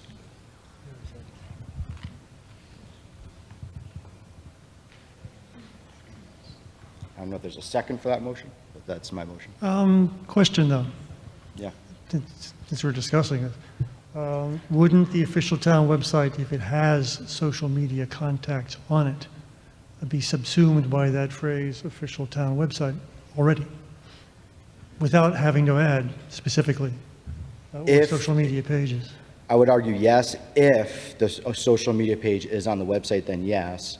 But if not, then I think it just creates this ambiguity. Like, I get notifications on Facebook sometimes from Town of Reading. Sometimes I'm informed about some of the things that's happening in town.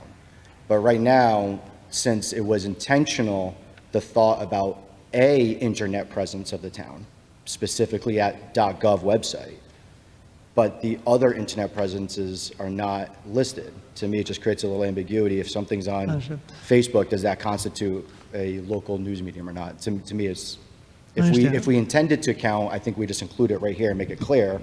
If we don't want it to account, we say, no, we only want what's on the website, then ignore my motion, and maybe we clear that up too. That's all. There's a little gap here, and I'm trying to clear that. Okay, clear that. would ever, let me ask, well, select board perhaps, are official notifications that are intended for general distribution to the town ever put on just social media and not the website? That's my point.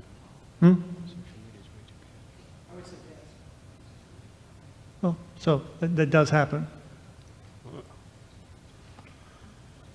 Ms. Herrick? Ms. Herrick?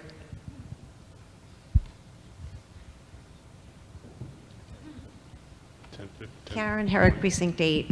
So I think that this is broad enough and general enough that it can include all methods of communication. In fact, that's what it says.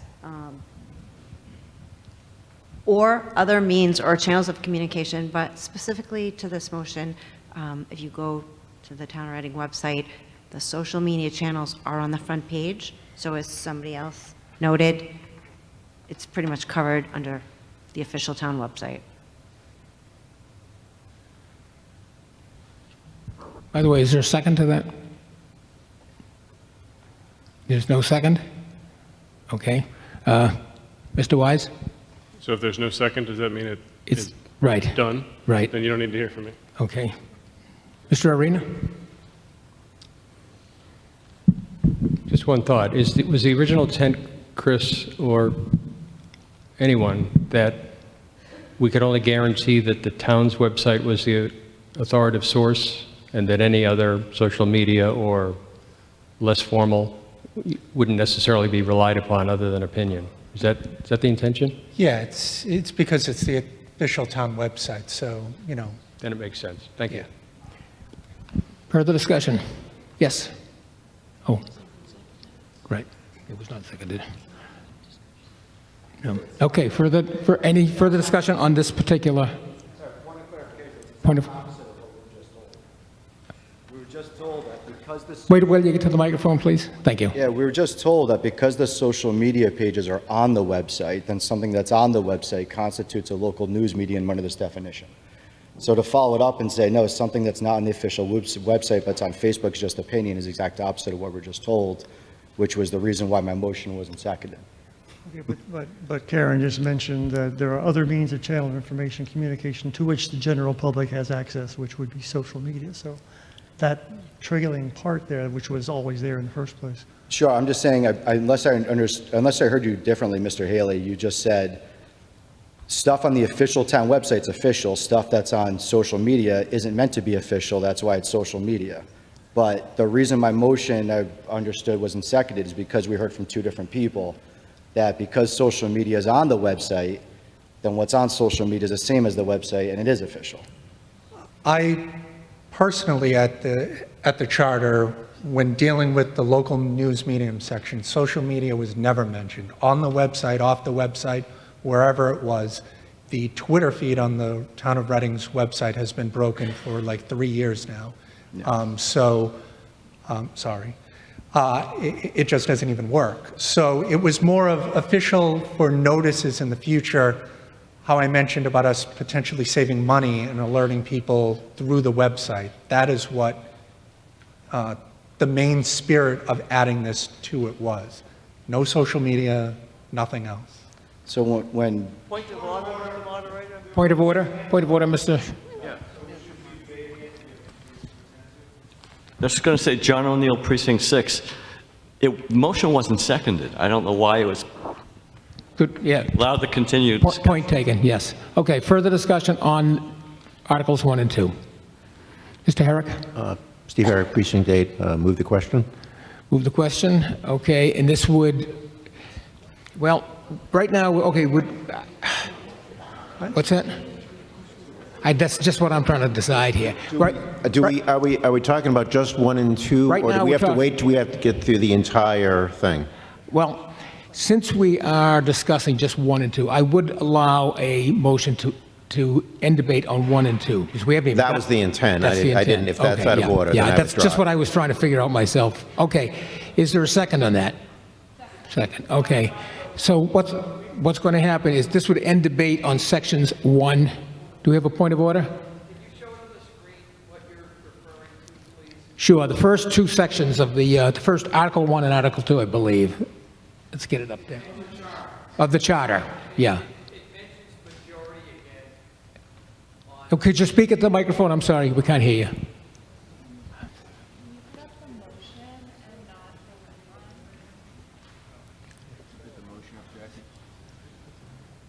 Bob Coulter, Precinct 6.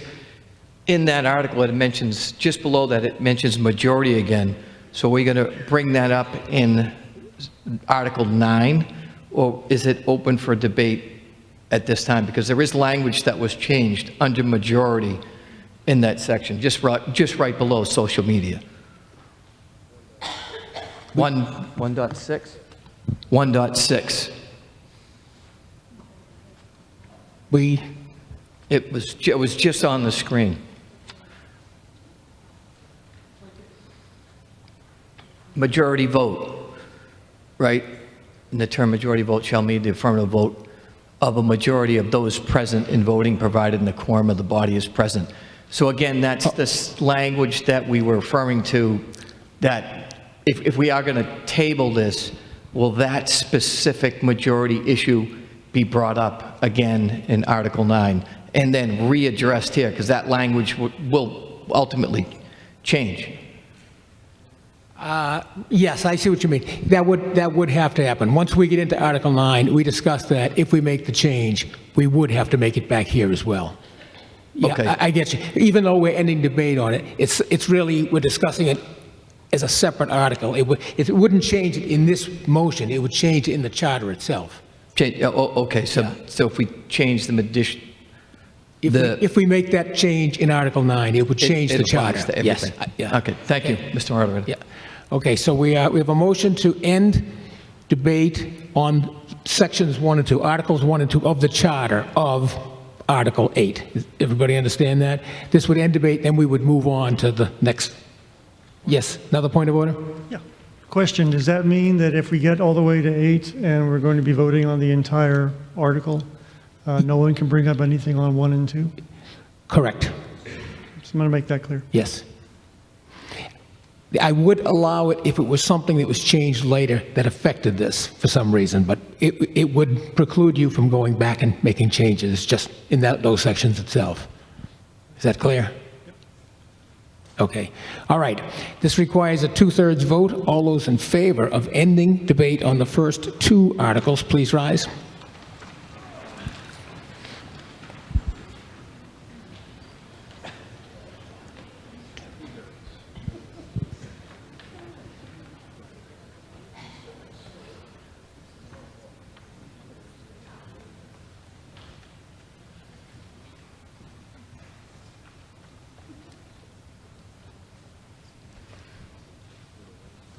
$32.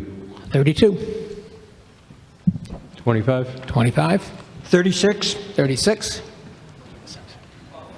26. 26. And those opposed to ending debate on Articles 1 and 2. Charter Articles 1 and 2. 2. 2. 0. 0. 1. 1. 7. 7. The vote being 119 in the affirmative and 10 in the negative, the motion carries and debate is ended. Hold on a second. Yes, debate is ended. Okay. So do we have a motion to adjourn? Move to adjourn until Thursday. Okay, do we have a second? Second. Okay, this requires a majority vote. All those in favor of adjourning this subsequent meeting until Thursday, please raise your hands. And those opposed?